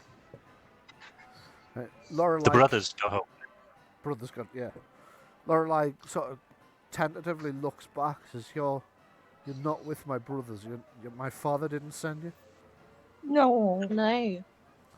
I'm not marrying that man. I'm not. You're not here against your will, then? No. I ran away from home and I fell, injured my ankle. The goblins found me and gave me a place to hide. It's taken my brothers weeks to find me, but They've obviously worked it out eventually. I mean, I suppose it's not difficult to follow a trail of, what, 50 goblins and heavy wagons? Hmm. But I'm not going back. Within this setting, this is like out of character. Yeah. The background of people, as it were, Uh-huh. are women in the majority at the age of 21. Yes. Yeah. Yeah, so they're not beholden or bound to family in any way, shape, or form. They're their own free individuals as citizens. Yeah, they're free citizens. And in the Grand Duchy of Jeff, arranged marriages are illegal for... Well, technically they're illegal. They happen in the... Out in the boondocks, They etc. happen in the right, okay. boondocks, and they happen amongst some of the nobility when they're trying to sort of create... Yeah, the alliance stuff, yeah. Yeah, right, yeah, okay. yeah, exactly. But they are technically illegal. So you can't be forced into an arranged marriage. That's right. Yeah. Oh dear. So there's some people who are breaking the law. Yes. It would seem our brothers are here to drag her back against her will to force her to marry. She tells you the full story. What it is her father has mismanaged the farm quite badly. And as a consequence, their family is struggling. There's a neighbouring farm that's doing very well, and the farmer there is a widower, and he said, like, if he can marry Lorelei, then the two families will share all of their land and properties, and they'll never have to worry again. But A, she doesn't trust him, and B, she doesn't want to marry him. He's like 60 odd for a start. Okay. At which point Mog's looking at them going, do you know, it's never occurred to me, but I don't really know how long... I mean, I can't tell human ages, really. It's never really crossed Mog's mind before, but you've no idea what human lifespans are, or... So she's going, like, he's 60 for a start, and Mog's like, well, you could be for all I know. Except that I don't, because they said she was 21 before. That's right, they did, they mentioned it. Yeah. You hear them say 60, and you're like, how on earth do humans live to 60? Because orcs generally don't, but then it occurs to you that's usually because of all the sort of violent deaths that happen in an orc clan. In fact, it's now got you pondering what an orc lifespan would be if you didn't all get killed young. Take it, Gora's caught up to us at that point. Yes, Gora's caught up to you by this point. So everybody's kind of stopped, so huffing and puffing, Gora arrives. What's going on?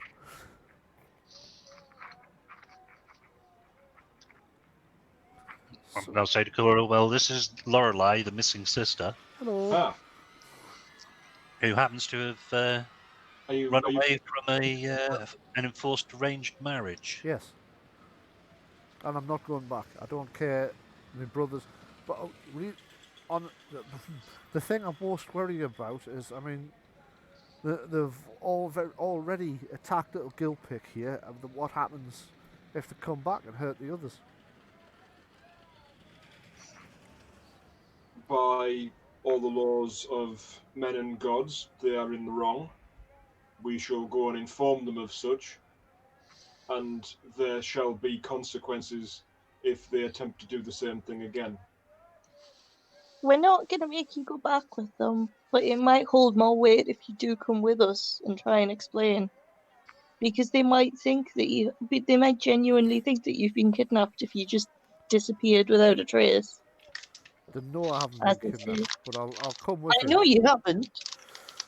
I'll come with you if you promise that I'm not... The goblins are like, no, this is a trick. This is a trick. This is a trick. This is a trick. Don't trust them. Don't trust them. You can't trust humans. I'm not human. Or orcs. You can't trust orcs either. They're not really like us. I mean, people keep saying that orcs and goblins are very similar, but they're not really like us. They're untrustworthy as well. Humans, dwarves, orcs. Don't trust them. Very well then. I Ignore my didn't race. mention this, but Do you she's trust human. Do you trust the gods? The witch gods. And yes, that's a good point. She's a human, but she's different. She's not like the bad ones. So not everybody is the same. Not all goblins are the same either. I mean, you've got a point there. Like one of the other goblins says. I mean, let's be honest. Most of the reasons most of us are involved in this endeavour is because, to be honest, most of our people are dicks. The first goblin looks around. Well, yes, okay. I mean, you've got a point, but I feel we're getting awfully important aspects here. I mean, we can discuss philosophy later, but, you know, right now... I swear before Pelor, my patron god, that we will not force her to do anything against her will. We are here to see that justice is done. We will send her brothers away back to their farm without her because that is her wish. All three of the goblins look at each other, and one of them eventually cracks and says, "Who's Pelor?" And the goblins are like shrugging and shaking their heads. I don't know. Sorry, you heard? Very glad you asked that question. Oh dear. Have you heard about our Lord and Saviour, Palar? Mog just sighs and goes, "Oh no, not again." One of the goblins looks at you and says, "Have you got any pamphlets?" Yes. Yes, I do. Oh. Of course, why did I ask? The other goblin like smacks him across the back of the head. Every time. This is how you got us involved with that last lot of crackpots. They weren't crackpots, they were... Oh no, okay, they were crackpots. I'm curious about the crackpots now. Oh, just this weird little religious cult that... Did I say They that? weren't Io's worshippers by any chance, were they? No, nothing to do with eyes. Good. But there seemed to be, like, they were worshipping, like, bones and stuff. They're a funny bunch. Bones. Bones. Yeah, you know, those bones that you get, like, you know, like, people and goblins and stuff have got bones in them. Yes. And they make, like, a frame. And they seem to have something to do with all that malarkey. They were very weird. Oh Okay, no. skeletons. Skeletons, that's the word I was looking for. Skeletons. Worshipping the undead. Yeah. What kind of crackpots worship the undead? They do sound weird, to be fair. Oh, yeah, they were weird. A great number of crackpots that we have dealt with very severely in the past.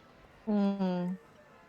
Well, that strikes me as the best way to deal with that kind of person. At which point, like, behind the goblins, Lorelai's now, like, rubbing the bridge of her nose and says, I understand that this is all very interesting, but could we... I mean, I don't want to be, like, that girl, but this kind of is all about me. Absolutely. Let's go and talk to your brothers. The goblins are like, I don't like this at all. I don't like this. I've got a bad feeling about this. Well, then why don't you come with us and you can make sure that there's nothing untoward happens to her? Right, one of the goblins looks at the other one and says, It's the one that said he had a bad feeling about this. Looks at the other one and says, I don't know. I've got a bad feeling about this. What do you think, Chewie? And the other one goes, Oh no. There's No- actually Nobody is going to force her to do anything. That's no moon. Okay, Have you because the seen that goblin... picture of Sorry? John Lithgow and Harry from Henderson's? Yes. Okay, because the goblins are really nervous about this and don't currently trust you, you're going to have to try and persuade them. So can you make a communication persuasion roll, please? As many of you as want to make the roll can make the roll. But you need more people to pass than fail. communication, yeah? Yeah.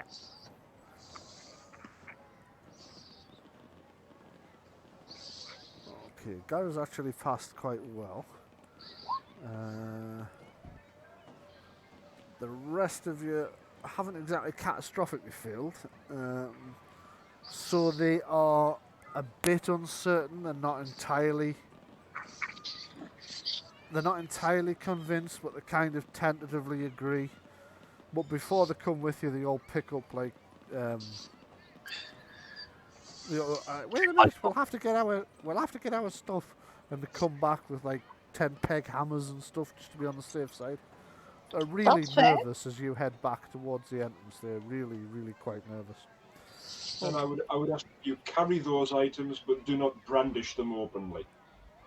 Yeah, we're not stupid. We go in with empty hands. Do we look like kobolds? The other one's like, you can't say that, you know. You say a lot of racist things. Do you know that? You say a lot of racist things. I'm not racist. All right, you're not racist, but so far you've had to go to orcs. You've had to go to kobolds now. I mean, some of my friends are kobolds. Yeah, I know some of your friends are kobolds, but, you know, let's be honest. Some of your kobold friends are a bit dodgy.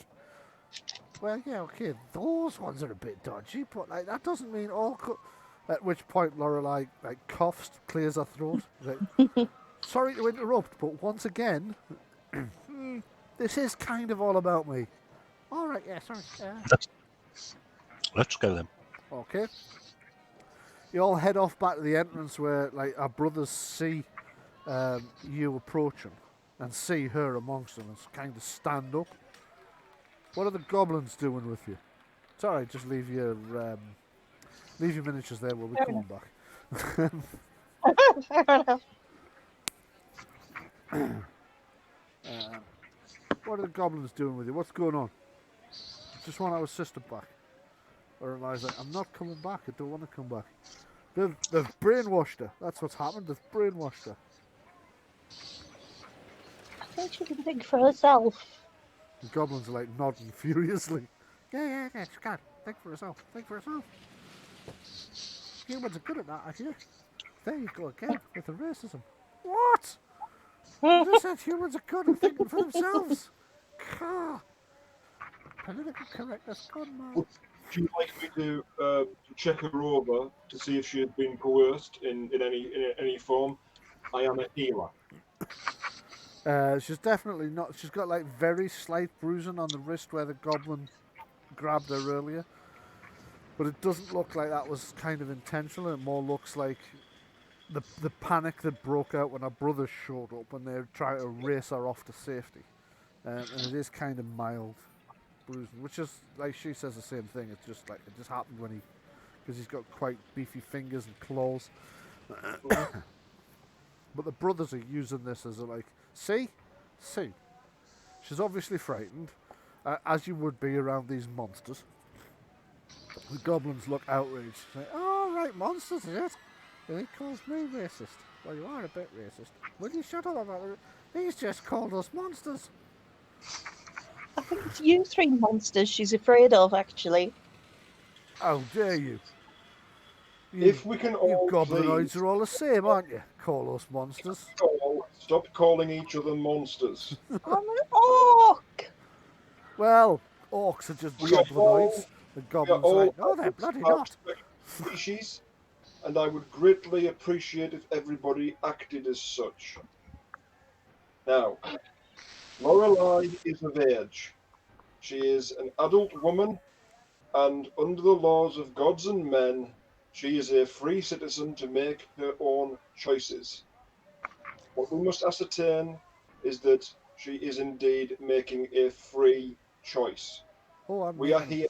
Free choice, all right.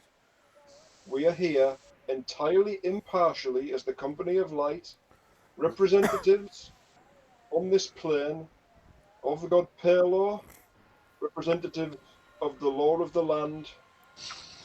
We stand here to arbitrate this matter.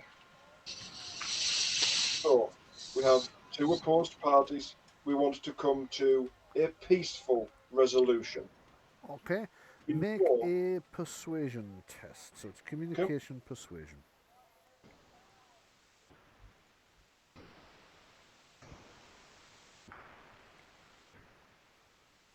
Okay. That's not very good. No, it's not. Yeah. And then I'll chip in and I'll say the alternative is Mhm. put my hand on my sword. Right, they look quite nervous at this point. Make an intimidation roll. So it's communication intimidation. I'm giving Gora the +2 bonus that Kellen should have had for his position as a. I've forgotten the proper title, but you know the one I mean. I can't doubt that the communication intimidation doesn't really work there. Yeah. Is it communication or is it strength intimidation? Strength. Intimidation. That's a very good point. Yes. I'll probably roll worse on that, but here we go.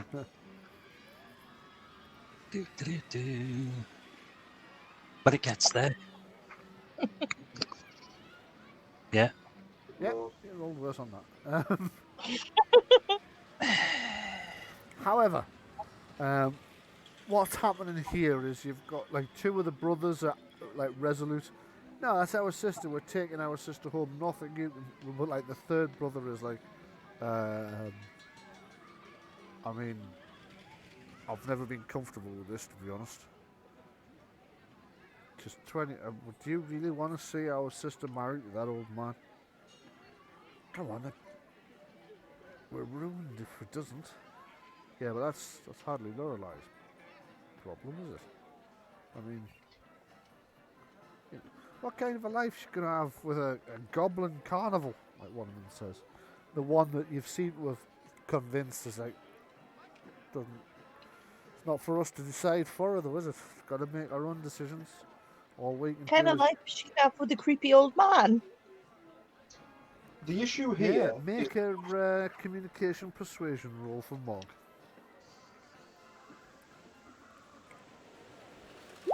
the issue here Right, I they see largely just ignore you because you're an orc and they don't care what your opinion is because they're quite unpleasant like that. Sorry, Glenn, go ahead.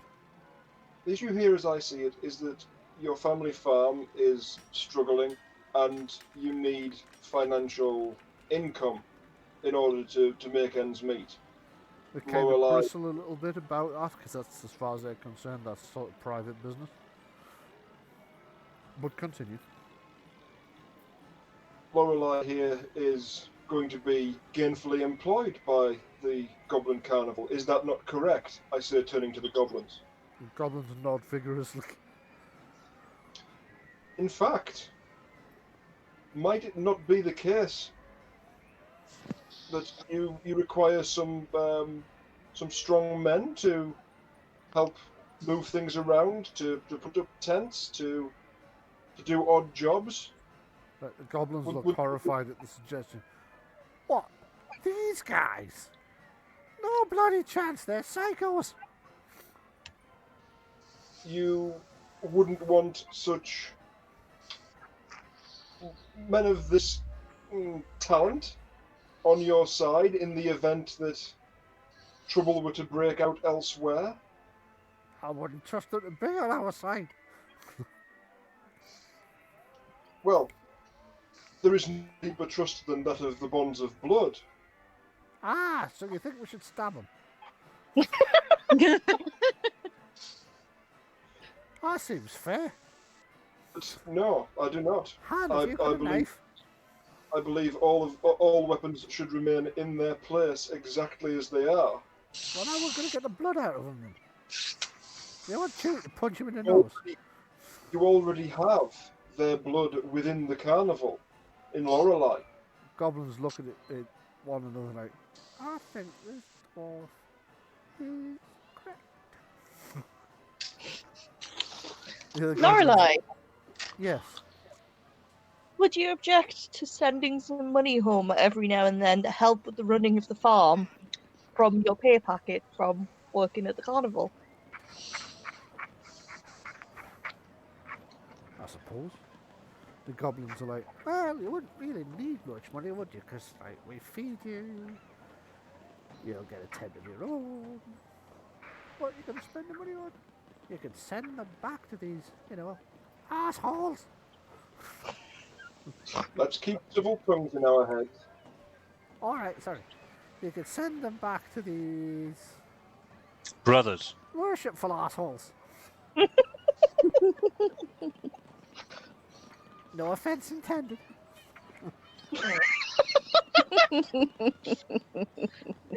That makes everything better. Yeah, I suppose I could send back half of what I make. One of the brothers, like, at a carnival. I mean, what kind of work do you get at a carnival? We've all heard the stories about, carnival girls. And the goblins look outraged. Just, how very dare you? We have none of that here. We're not like you humans. We know what you're like. There you go again with the... Now it's humans. You had to go at humans before. Now, what have you got against humans? Well, you can't trust humans. They're very stabby. I mean, we all know people have been killed by humans just for being goblins. You've got a point, but, like, most of our customers are humans. Oh, I guess obviously they're alright for selling stuff too. Present company accepted. And for employing and for rescuing, I think you yourselves have proven that these racial prejudices that you have are completely false. They are groundless. One of the goblins is like nodding furiously and turns to the other one and says, "See, this is what I've been trying to tell you. Everybody's just trying to get along to do their own thing, and you come along with your strong stereotypes about goblins and orcs and dwarves and krakens. I don't even know what a kraken is." Well, at the Goblin Carnival, we can have a cracking good time. Ah, there you go, cracking good time. Turning to the brothers. Oh, I say, yeah. the Company of Light. One of the brothers is like, I'm getting a headache. The Company of Light is founding an order of road wardens to secure trade routes along the frontier, to protect from bandits and criminals.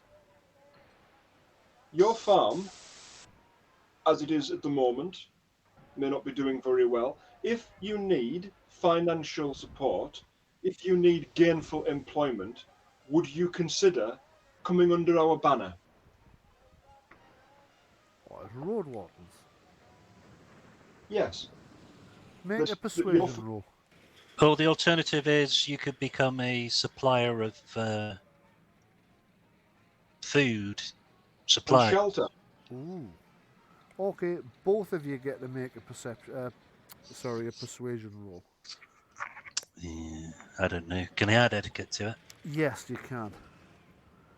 They actually like your idea slightly better because it means they essentially do what they're used to doing. Yeah. But now have a... work the farm for a sponsor. It actually pays them some good to actually do this stuff. I mean, what is their financial difficulty with the farm in the first place? Is it the fact that the crops aren't growing, they don't have the seed, they don't have what? It's a combination of the fact that their fathers mismanaged it, so they didn't have enough to replenish the seeds that they needed to, combined with the fact that the guy they're trying to marry her off to has bought up a lot of the best land, and the father's like sold them more and more land with a very short term, like, oh, I need to make this amount of money this week, so I'm going to sell them that. Not looking long term towards how to make it more sustainable in a long term thing. So he's robbing Peter to pay Paul, basically. Yeah, absolutely. Right. Well, like, two of the brothers are now like they've heard Gora and Kellen's suggestions, and one of the brothers is like, "Well, I've never really liked being a farmer. I hate it, to be honest. I like the sound of this road warden sort of thing. I mean, a lot of bandits and stuff around here. That's what started it all. Was, coming round and demanding a few coins here and some tribute there, and before you know it, we haven't got enough to sell. And Father's selling off some of the land to that. Yeah, We I like the end idea. that kind of banditry. Yeah, one of the other brothers is like, no, I don't like the sound of being a road warden. It sounds, I mean, it's honest work and everything, but I don't know. It sounds a lot more dangerous than just working a farm. And I know what I'm doing with working a farm. I like the idea of supplying you. The Farms still need to be worked. Sorry? Road wardens farms still need to be worked. Road wardens need to be fed. The third brother's Supply like, Father's vital. not going to like it. But Father's an old man, he's ruined the business as it is. Alright. You can guarantee our sister's safe with these goblins. And if you can guarantee that we can make a living wage from this plan of yours, selling you food, and like the third brother goes, and I'll be one of your road wardens. If you can make us those promises, then you've got a deal. Turning to Lorelei. Do you feel safe here working in the carnival? She looks straight at her brothers and says, honestly, I feel safer here than I've ever felt. I mean, you saw how frightened these goblins are of you. You're bigger than any of them. And you saw that they were ready to put themselves physically between you and me to look after me. You know, I think I'm safer here than I am with Father's mad schemes. I'm just another way for him to make money by marrying me off to... Like, two of the brothers are looking kind of really guiltily at one another. Yeah. Turning to the brothers. Is that sufficient guarantee for you? From the lips of your own sister? One of them's about to say something and the other two cut them off as they both go, yes. Yeah. But I'm very glad that we came to the table and had the chance to talk. Right.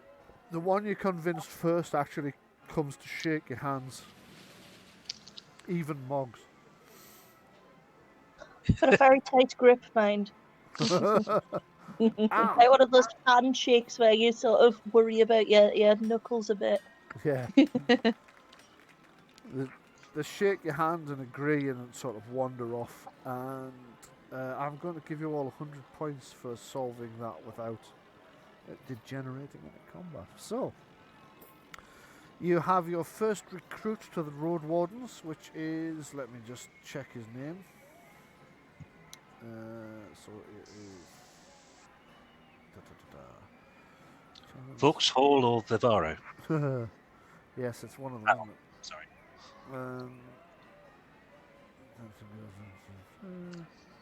Wait, don't tell me that's a car. It is, yes.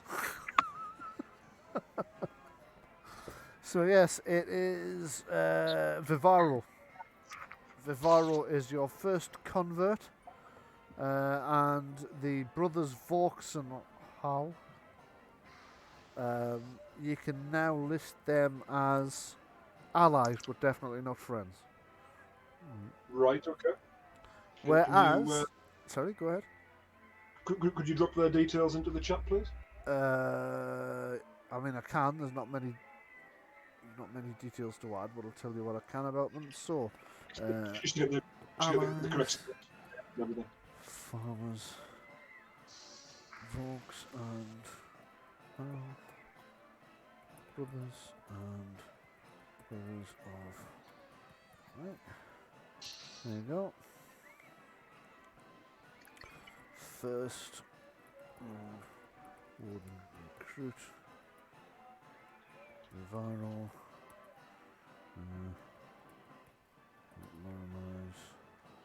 Third brother. There you go. Drop those in the chat for you. You can also add Lorelei in as Lorelei, the carnival dancing girl, as a ally. As a friend. for all of you. Right. So, friends is a separate.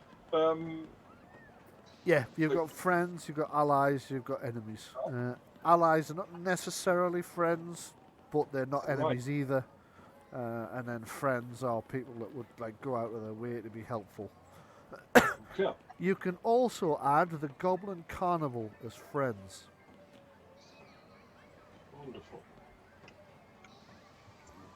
So eventually you get this situation dispersed. The brothers kind of they wander off, not entirely sure what hit them, um, but pretty sure that they're more or less happy with the arrangement. They're not exactly sure how they're going to convince their father, but that's a problem for them to deal with.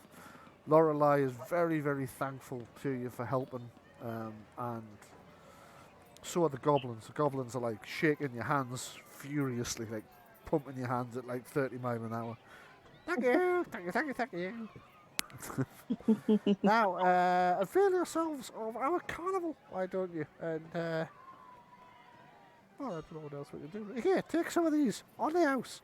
And each of you are given 3 of the prize tickets. Coconuts. Yeah, 3 of the tokens. I was going to say coconuts. Give me 3. Coconuts. No, 3 of the prize tokens in as a thank you for your assistance. And then you're told, like, feel free to make your way around the rest of the carnival. I think you're going to enjoy yourselves.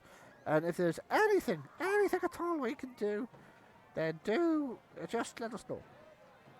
So go back over to where we were just at the dancing girls. Sort of Yes, thing. if you head back over towards the dancing girls, I'm going to take a quick bathroom break, just a couple of minutes. So if anybody else needs a bathroom break or wants to put the kettle on, now would be the time. I'm just going to move the recording over to the landing page while we're away for a couple of minutes, and I will pause the. I'll not pause the recording, but I'll pause the. I'll mute the microphones. So back in a couple of minutes' time, just as I say, bathroom break or quick coffee break or whatever, and I'll see you back in 2 minutes' time.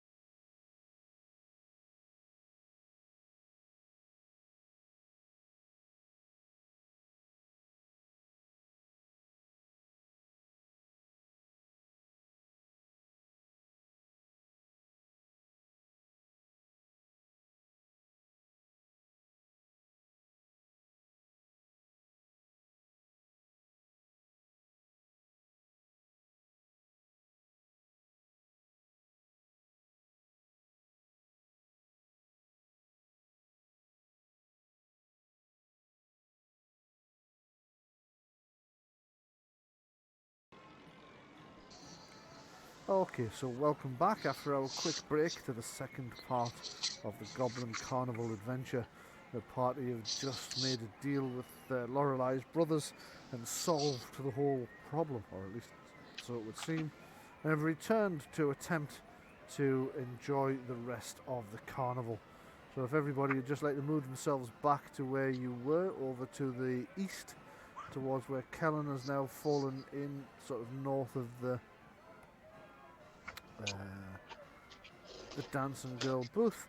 You're currently standing outside of the sharpshooting range. So let's have a quick look at the sharpshooting range.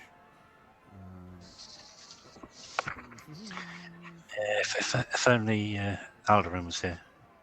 Yes, if only Alderaan was here, indeed. Okay. Probably wouldn't let him in.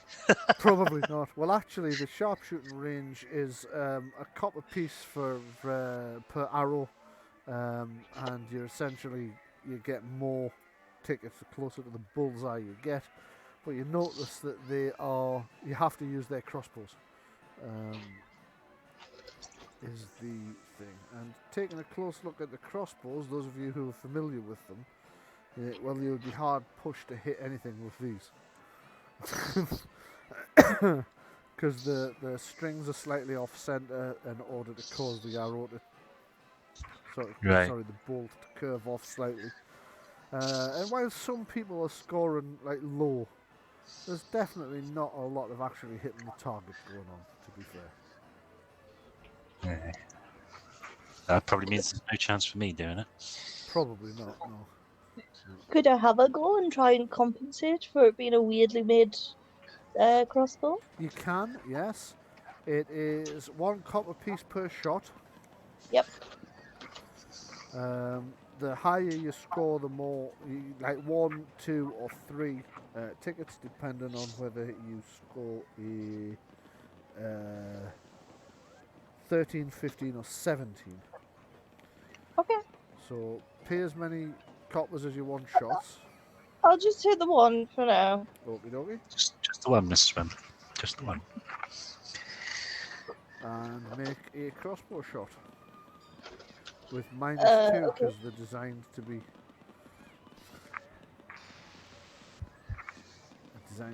inaccurate. So, taking your 2 off, that would give you a 13. Yep.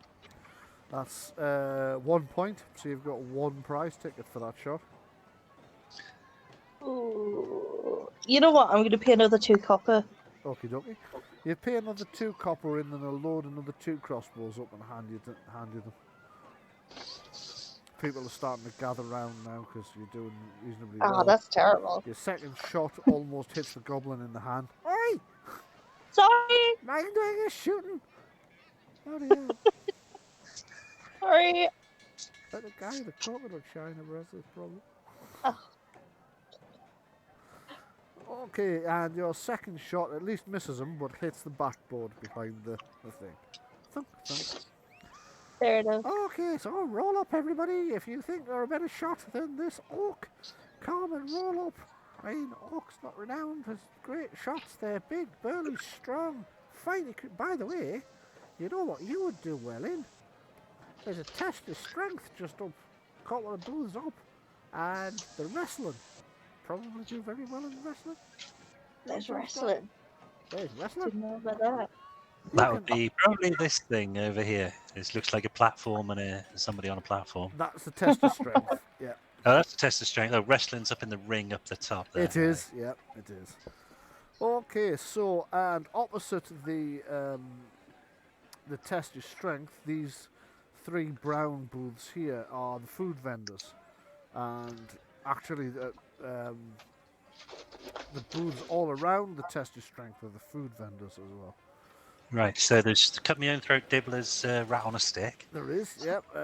I'll just go through what the food vendors are offering for you. We do indeed have cut your own throat dibbler's rat on a stick. You also have food vendors. Here we go. The smells of the food as you get up towards the test your strength and you're in amongst the food vendors. The smells are actually quite enticing. The first vendor is actually ladling into sort of cones of They look like sort of a cardboardy paper thing, ladling bowls of chili into it, which they're handing out to various people for 3 copper pieces a bowl of chili. They also seem to find something about this hilarious, but you're not quite sure what it is.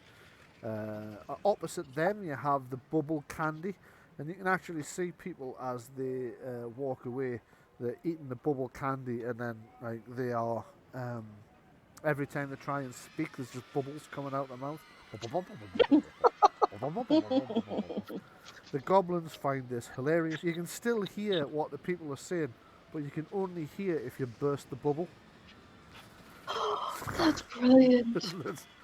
So people are like trying to talk and just bubbles come out, and there's like little kids and stuff prod the bubbles, so you hear, what's happening? What's going on here? Oh, I did this last year. It's brilliant. Watch this. If I form this bubble here, it'll go all the way over there. And that one drifts quite a distance before anybody pokes it and you actually hear what they say. So yeah, they're literally quiet at their end and you just hear what they're saying when they poke the bubbles. There's another stand. Oh, it's the same stand selling cordial. Delicious, refreshing cordial, anyone? Cordial, sir. Cordial, madam. Cordial, child. Cordial, dog? No? Okay. You are Concerned brilliant. about chili. Sorry, say that again? I'm concerned about the chili. What's so funny about the chili? You don't know, but the goblins seem to find it amusing. Can I ask them what's funny about the chili? The goblins look at each other. Funny? Funny? There's nothing funny about our chili. Very good chili. Best chili you will ever have. Oh, well, next year when we come back and you have some more. Because you will be hooked. I mean, not in a drug addict sort of way. I'm going to shut up now. Is the moon fruit in this chili? There doesn't appear to be. You're looking at it. It looks beautiful. It looks like it's a perfectly cooked chili with the sauce and yeah, it looks nice. Why don't you try them all? Just 3 copper pieces. Pound of chili. The goblins eat it. Oh yeah, we eat it. One of the goblins serving it. Of course we eat it. We don't mind being cold. Oops. Ah, You can see the other one like elbow it's on it. chili. Makes you cold. Makes you cold. Weird. That's fairy foods for you. Also, there's a one selling honeycombs, another one selling hot dogs. I think you can see where that's going. There's one selling pickled onions, and there's the popcorn as well. Let's have a look at the pickled onions then. What's these? Pickled onions. 1 copper piece for a portion of pickled onions, sir. Would you like some pickled onions? Yeah, let's have a look at them first. Okay, you take a look at them. Definitely onions. You sniff. Yeah, seem to be covered in vinegar, like preserved in vinegar. Although there's a slight sweet, winey sort of taste to the back of it. I don't mean whiny as in, oh no, I've lost the election whiny. I mean like... Sounds good. I'll take some of those. You're going to take... You mean it's more like sort of vinegar wine rather than... Yes. Vinegar. Okay, it's a copper piece for a serving of pickled onions. Yeah, I'll take have one. it. Excellent. And those of you who are going to have a pickled onion, could I have a... Oh God. Constitution drinking roll from you, please. Oh. Not a constitution roll. Sorry? Not stamina. Not stamina, this one's drinking. Okay, Mog and Callum.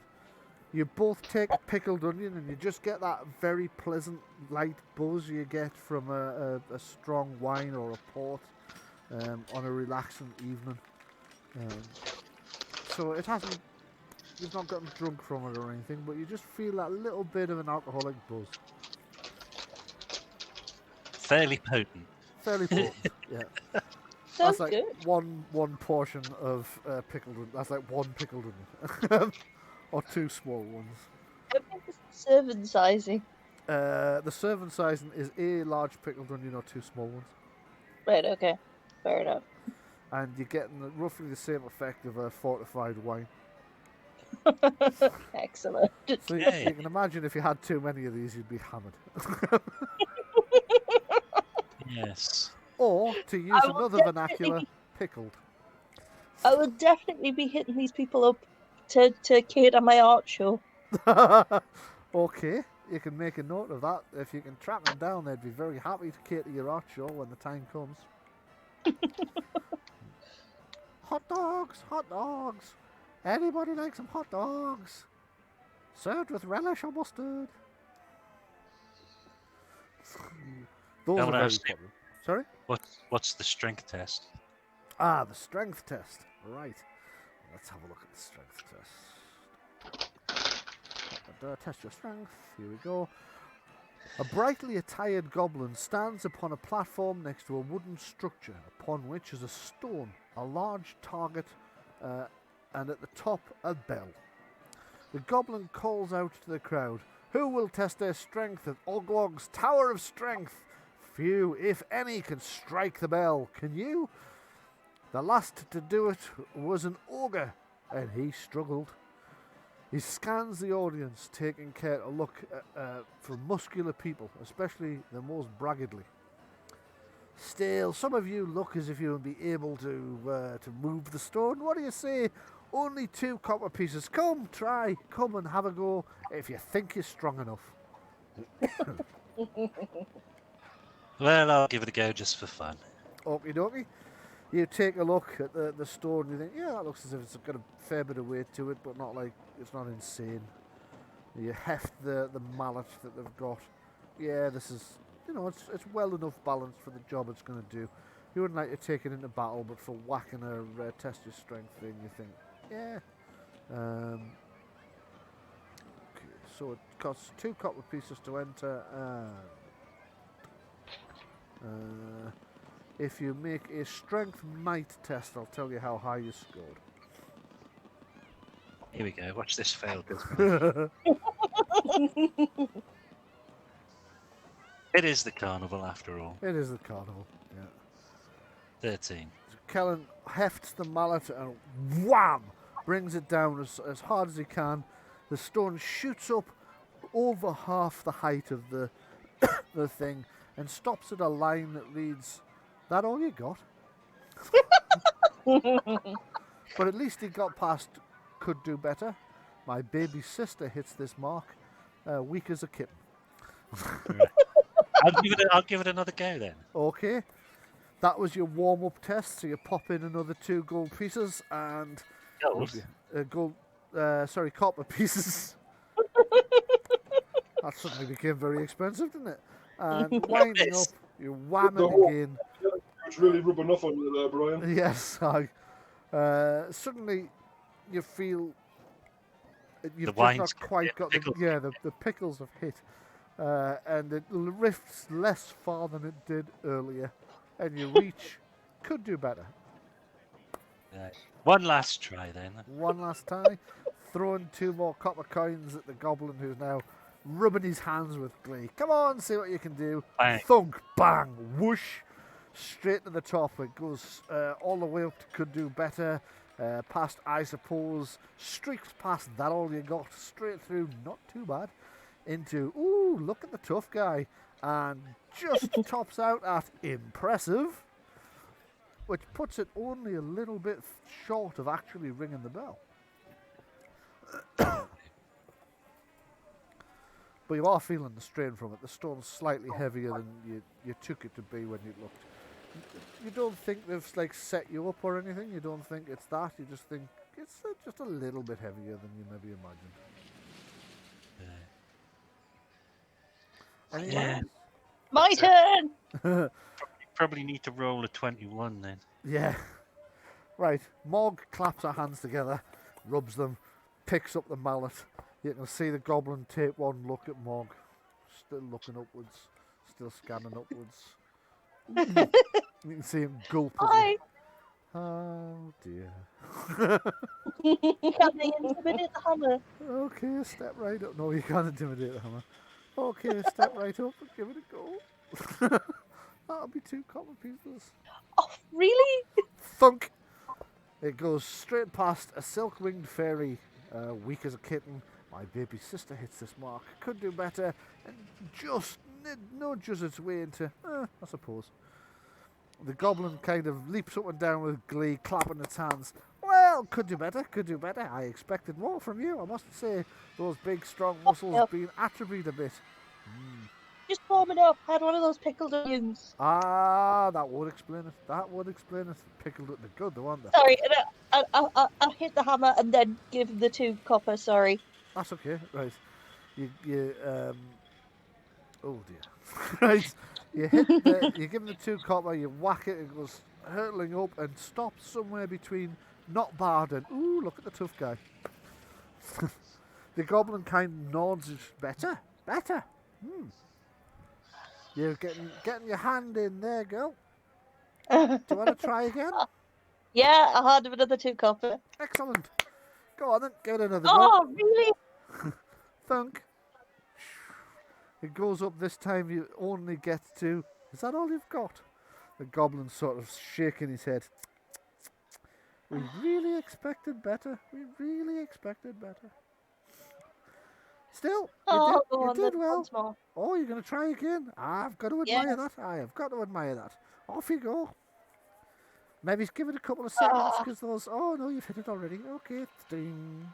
Is that all you've got? Again, that's what you got the last time. You're not actually, if anything, I think you're getting worse.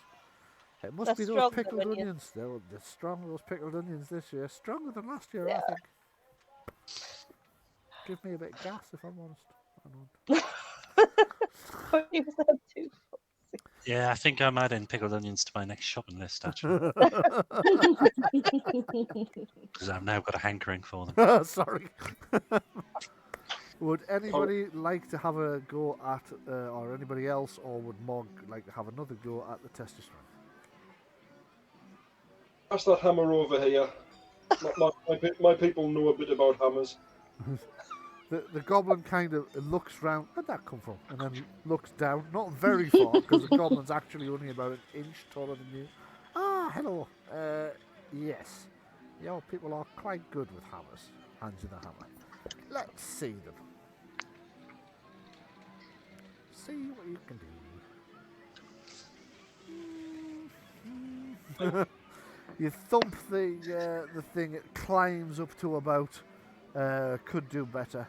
The goblin shrugs. Could do better. Do you get 3 goes or something? You get 1 goal per 2 copper pieces, but most of your friends seem to have been played 3 times. Right. So for another 2 copper pieces, you could have another go. You might do better. Have you been on the onions as well? No, I haven't. I avoid such things. Maybe the handle's just a bit long. It was kind of designed for humans, and they're a bit, on the tall side. 1 more. Okay. Takes you money. Thump. You hit it, it climbs up to about the same spot, actually. They could do better. Well, not too bad. Considering you haven't used a hammer that was designed for somebody taller than you, I don't think that's too bad. Round of applause, ladies and gentlemen. Round of applause. Now, step right up. Anybody else want to see if you're stronger than the oak? She did quite well. She got about here. He points. Anybody else want to try? Yeah, I'll give it a go. Excellent. Okay, you hop onto the thing, pick up the hammer, make a strength and might test. See what you get. 2 copper pieces as well. I heard the sound of the bell there in the background. Must have been a bell from something else. Okay. Adrienne wangs the hammer down quite hard, actually, and it goes all the way to that all you got, which is actually not too bad. It's better than some of you imagined. that the mage was going to do, considering the fighter only got to around about that. I hit a 19. You did actually, didn't you? You got as far as impressive. Yeah. The goblin's clapping. Oh, good, good. That was the first try, though. You're practically just getting your eye in. Would you like another try? He puts his hand out. Why not? And you hit with a hammer, and then he hits the bell. Doing quite well from her. Ding. They are doing quite well from you, yeah.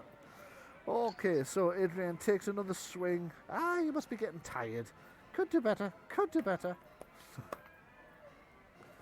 Okay, is anybody else wanting to test the strength again, or are you all happy with that now? I'll give it one last shot. Okay, 2 more copper pieces and strength might test.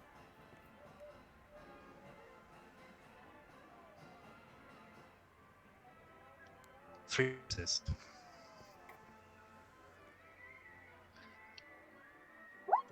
21. Right. Wham! With all your might. The stone goes hurtling to the top and bing! Rings the bell. Ring the bell and win a ticket is the thing it says next to the bell. The goblin looks at the bell, looks back at you, looks at the bell, looks back at you and goes, oh shit. Its big green pointy ears kind of wilt down just a little bit. Alright, I'll go and get a ticket. And it gives you a It's made, right, 4, 10, 13 copper out of us. So how many get now? How many goes do we have? Like double that. Quite a few, yeah. I had 4, Mark had 4, Gora's done 3. That's 5. So he's made 26 copper. Yeah, he's not done too badly. I really. got a ticket off not even hitting a bullseye off the last game. Uh-huh. Right? Yeah. And you're only getting 1 ticket off hitting the bell on the strength test. Yep. Yeah. That's ridiculous. Does anybody else want to have another go, or is everybody done? Oh, actually, I didn't ever go with the crossbows. You didn't? No, you can go back and have a go at the crossbows if you want. Is that based on accuracy or dex? It's based on accuracy. Oh yes, I'll have a go at that. Okie dokie. Remember, you're at -2 because the crossbow's been fiddled with. That's down here. It is. It's this one here. This one. Can I unfiddle the crossbow? Can you? No, you can't. It's specifically designed so that the crossbeam's not of a even length, so that it'll pull off towards one side. If I may make a short aside, my dad was a marksman in the army, and at a carnival, at the rifle range, he realised the sights on the rifle had been misaligned deliberately.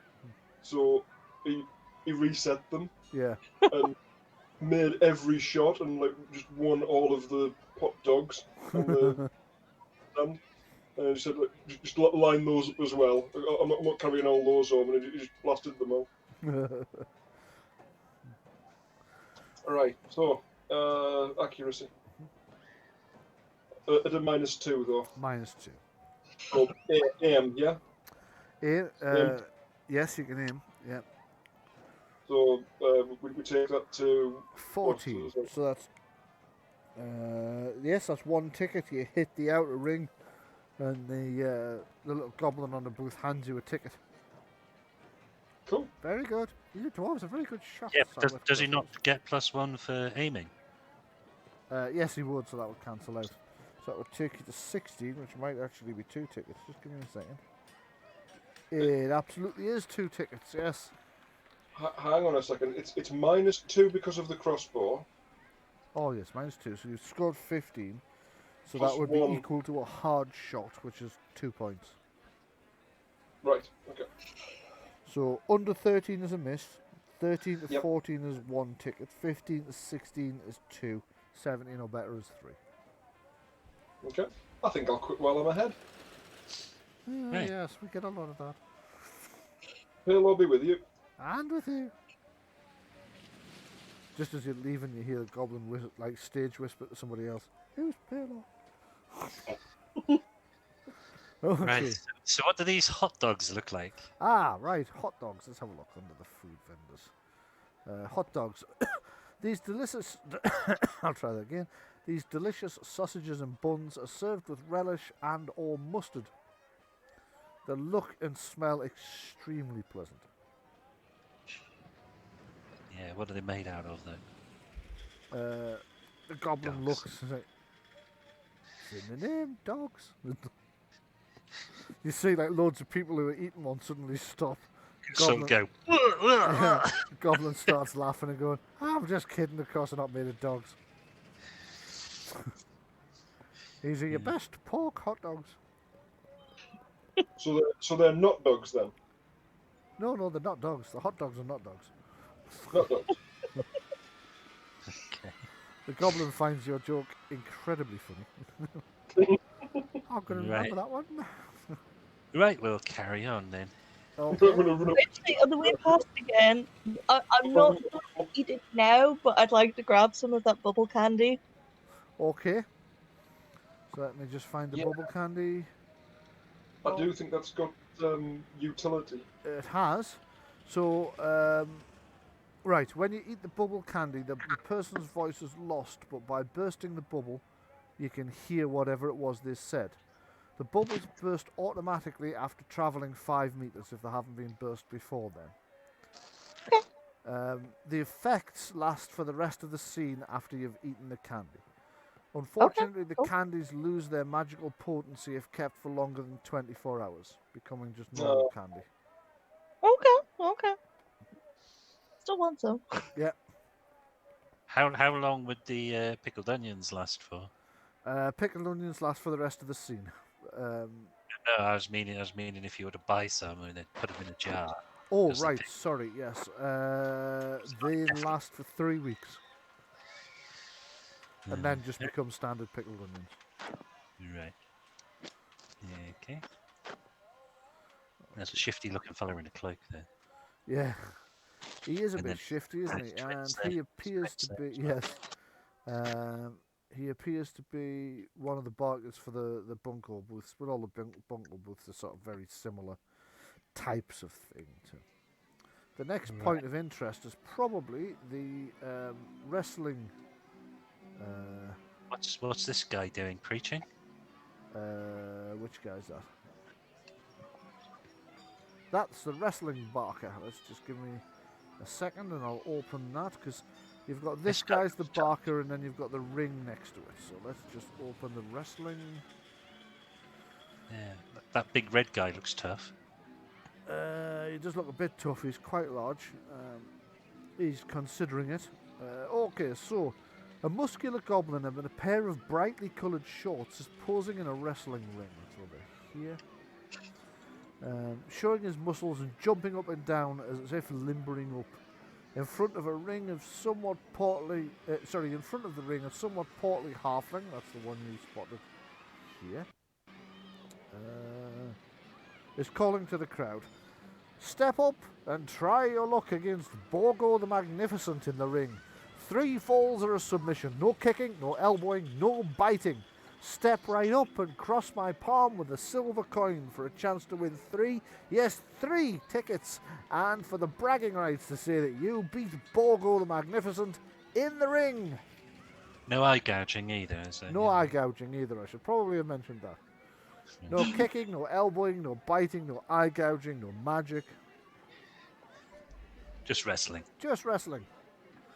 Just good, wholesome wrestling. Sounds good to me. You all going to give it a try? Yeah, 1 silver, yeah? I'll just double check. I think it is.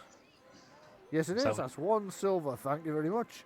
He takes the silver and he turns to the goblin and he says, "We have a taker. Algol, quick, run and bring Borgol." Oh, God. Should have known this was coming. That's how it works. The goblin jumps up and down and hops out of the ring and runs over there to get Borgol, who The yoga. the yoga, yes, who appears out of one of the Vardos. Huh? Ah, right. Thump, thump, thump, and just like jumps over the side of the ring, into the ring. Oh, jeez. Hello, little lady. Hello! Hello. I'll try to only beat you up a little bit. Nice weather we're having. Oh, don't know what it's like down there, but it's quite nice up here. Oh, I can't believe you fell for this one. Well, is it not three? Is it not 3 falls you need? 3 falls, yep. Okay, so I'm bringing up the what's the name? I'm standing there shaking my head, going. So, Louise, if you would like to make your initiative roll and add yourself to the. Yep.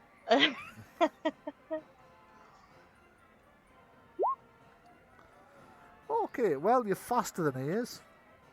So he's like jumping up and down as the ringmaster goes, and fight! And it is Mog to go first. Right, how do I do grapple again? Okay, grapple would be a brawling attack, which is under Accuracy. Oh, okay. Pardon me. Sorry, you're quite right. It is under accuracy. Right, cool. That'll be the onions. Right. That'll be the onions, yes. I'm regretting the onion now. Okay, so you come thundering in and attempt to grapple Borgo. His defense is 12, so he just like steps to the side, much faster than you'd expect for such a large man. Nice try, little lady. Thump, and brings his big meaty fist down upon your head. I think you've dodged out the way as well. Actually, what's your defense? Hang on. The defense is 12. Yep, you easily.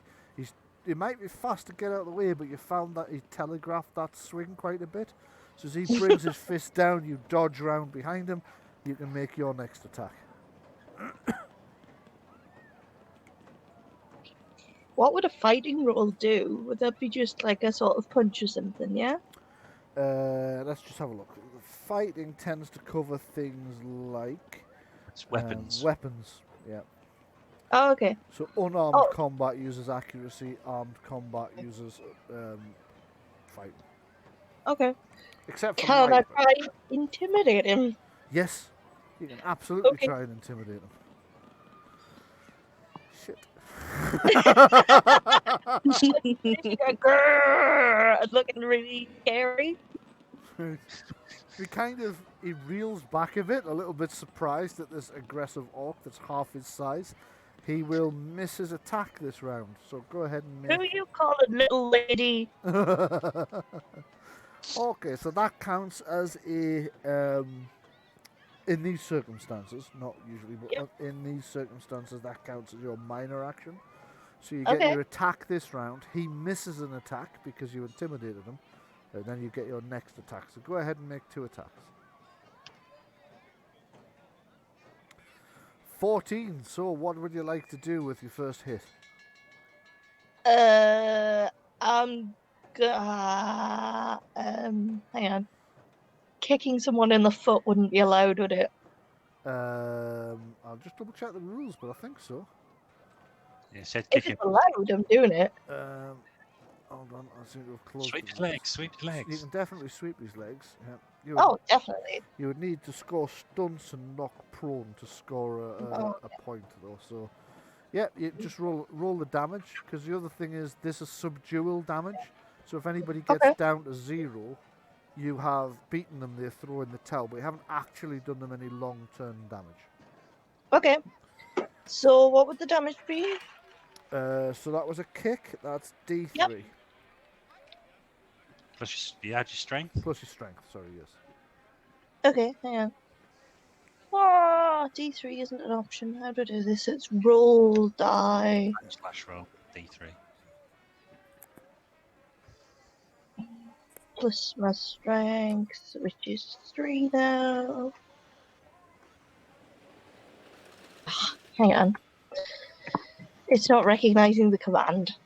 Okay.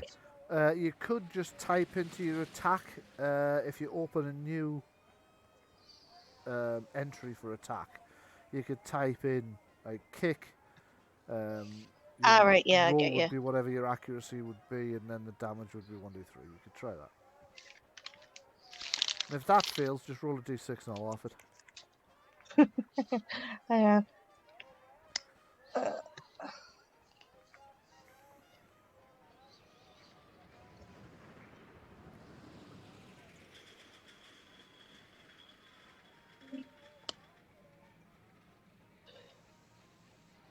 That worked. Yes, that Yes, worked. it did. 5. That's quite a lot of damage. You stamp on Borgo's foot. He's like, oh! Starts hopping around.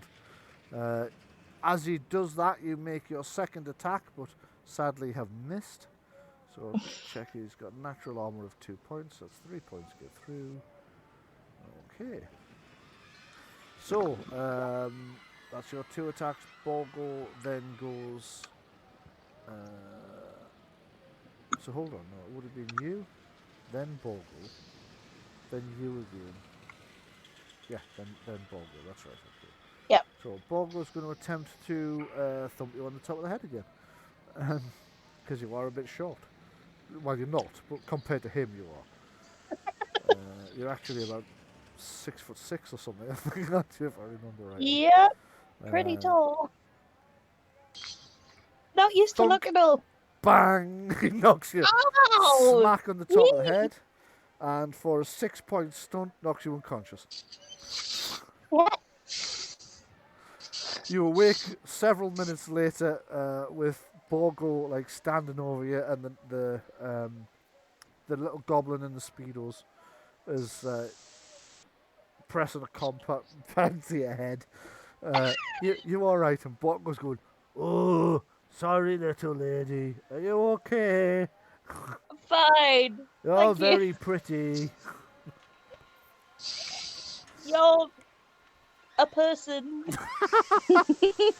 Oh, thank you. Not many people say such nice things to me. I didn't hurt you too much, did I? Oh, I'm good. I didn't hurt your foot, did I? No. Oh, we're good.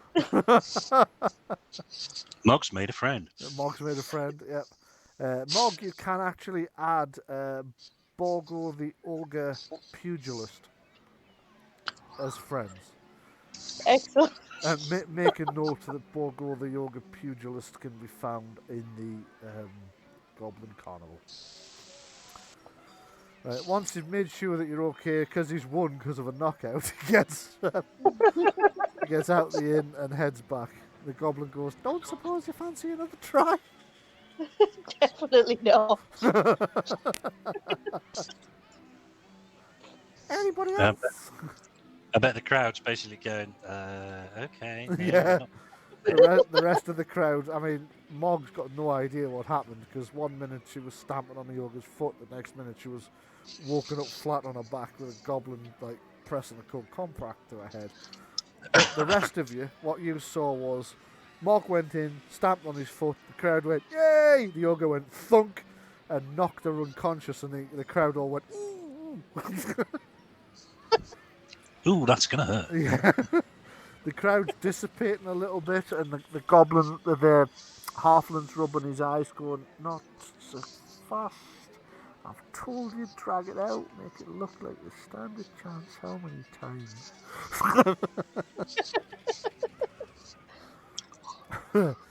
Okay, so unless anybody else fancies taking on Borgo the Ogre. Nope, thought not. Where's Gora hiding? Have we lost her in the crowd? No, I'm right here. This is where we are, right? Where are you? Yeah. We're up by the thing, yeah. Was that not?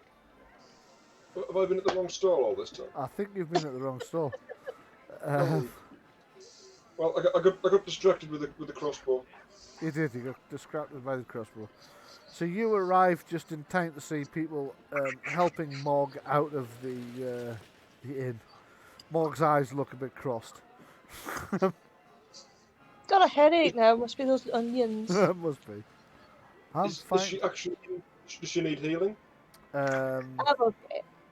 No, because the ogre didn't do any real damage to her. He just knocked her out. However, That said, this stall across here, is it a goblin on that stall, or is that one of the gnomes? Let's just have a look. That looks like a gnome. It does look like a gnome, doesn't it? That baldy-headed guy there. That's the stall holder, so let's just have a look. This chaotic little stall is staffed by a gnome salesperson and displays row upon rows of bottles, vials, flasks and ampules. Seeing what's just happened to Mog, he leans out as far as he can and says, "I have just the thing for that! Welcome to Leafy the Gnomes." Welcome to Leafy the Gnomes, he says cheerfully. Where the oils, lotions, balms, and lotions, I might have said lotions twice, will cure whatever ails you. Gout? Just four, make it 5 copper pieces. You can have a flask of Grom's Gout Begone, guaranteed to ease your discomfort each time you apply it. And no one's foot has dropped off yet. Bad cough? Well, you know what they say. It's not the cough that carries you off, it's the coffin that carry you off in. But while you're here, no one likes those persistent, annoying coughs. So why not try Tinkerbell's tincture? Your cough will be gone in the tinkling of a bell. The little gnome goes on at some length, stopping to deal with customers and selling some dubious-looking concoctions to a variety of everyday ailments. Headaches. Say, for example, you might have just, been clocked viciously across the head by an ogre. We have just the thing for you. Migraine reliefs. just 2 silver pieces. I'm fine, thank you. Per tablet. 2 tablets. That looks like it's going to bruise quite badly. I have something to take the swelling down as well. Orc stuff scars, which is fine. Looking at the stuff that he's got, is it in any way similar to the healing potions and mage potions that we've, the various elixirs that we've seen and used in the past? Not in the slightest. It's all snake oil. It's snake oil, yeah. It's not legitimate alchemy then. Nah. Nah. You wouldn't be in a carnival selling it if it was legitimate, would you? Yeah, that's right. Well, You're this is true. Well, pretty sure that anything this guy's selling is more likely to give you a stomachache than do anything else at all. But you could do it. I like that. Yeah, but it might have utility in that you could convince somebody to drink it. Yes. Yep. You could. Can I get a slice of stomach cake? Can you what, sorry? Can I get a slice of stomach cake? I like cake. Okay. Stomach cake. Stomach cake, yes, I know. If I thought you could get some of those vials, right? Healing potion on the outside. if I thought of the stomachache joke, I'd have put that in the fairy foods, to be honest. We'll use it. We'll get that in there the next time. So moving round from the snake oil salesman, you've got a tipping point style game, you've got hoop toss, you've got a curiosities booth where you can go in and look at the various curiosities. It's like a freak show, is it? Like a freak show type of thing, yeah. What's this guy doing? And this is a tavern where some people have decided that they've become very, very thirsty and parched, especially after eating certain of the fairy foods that are designed to encourage that. Oddly enough. So it's the old crank up the heating and sell drinks. Yes, exactly. If you happen to have had the chili or the hot dogs, you're probably quite thirsty by now. Just in time for passing the tavern, which you can't help notice the tavern prices are a touch on the steep side, to be honest. Not like Fannon's. Yeah. Okay, so I'm just having a look at the time. That's 25 to 6 now. So yeah, I think we'll call that a night there or an afternoon there, if everybody's okay with that. Yeah, fine. And we will rejoin just outside the tavern in the carnival next week. There's only one more week worth of stuff in this adventure, I think. Well, I hope you've all enjoyed it anyway. It was intended as a little bit of light relief. Yeah, very much so. Excellent. Good. Glad you've enjoyed it. It's a little bit more sort of real tracky than a lot of our other games are, but it was intended as a piece of light relief. Hope you enjoyed it. Hope you had a bit of a laugh out of it. Thank you very much for joining me, and we will rejoin outside the tavern again next week for the second and final part of the Goblin Carnival.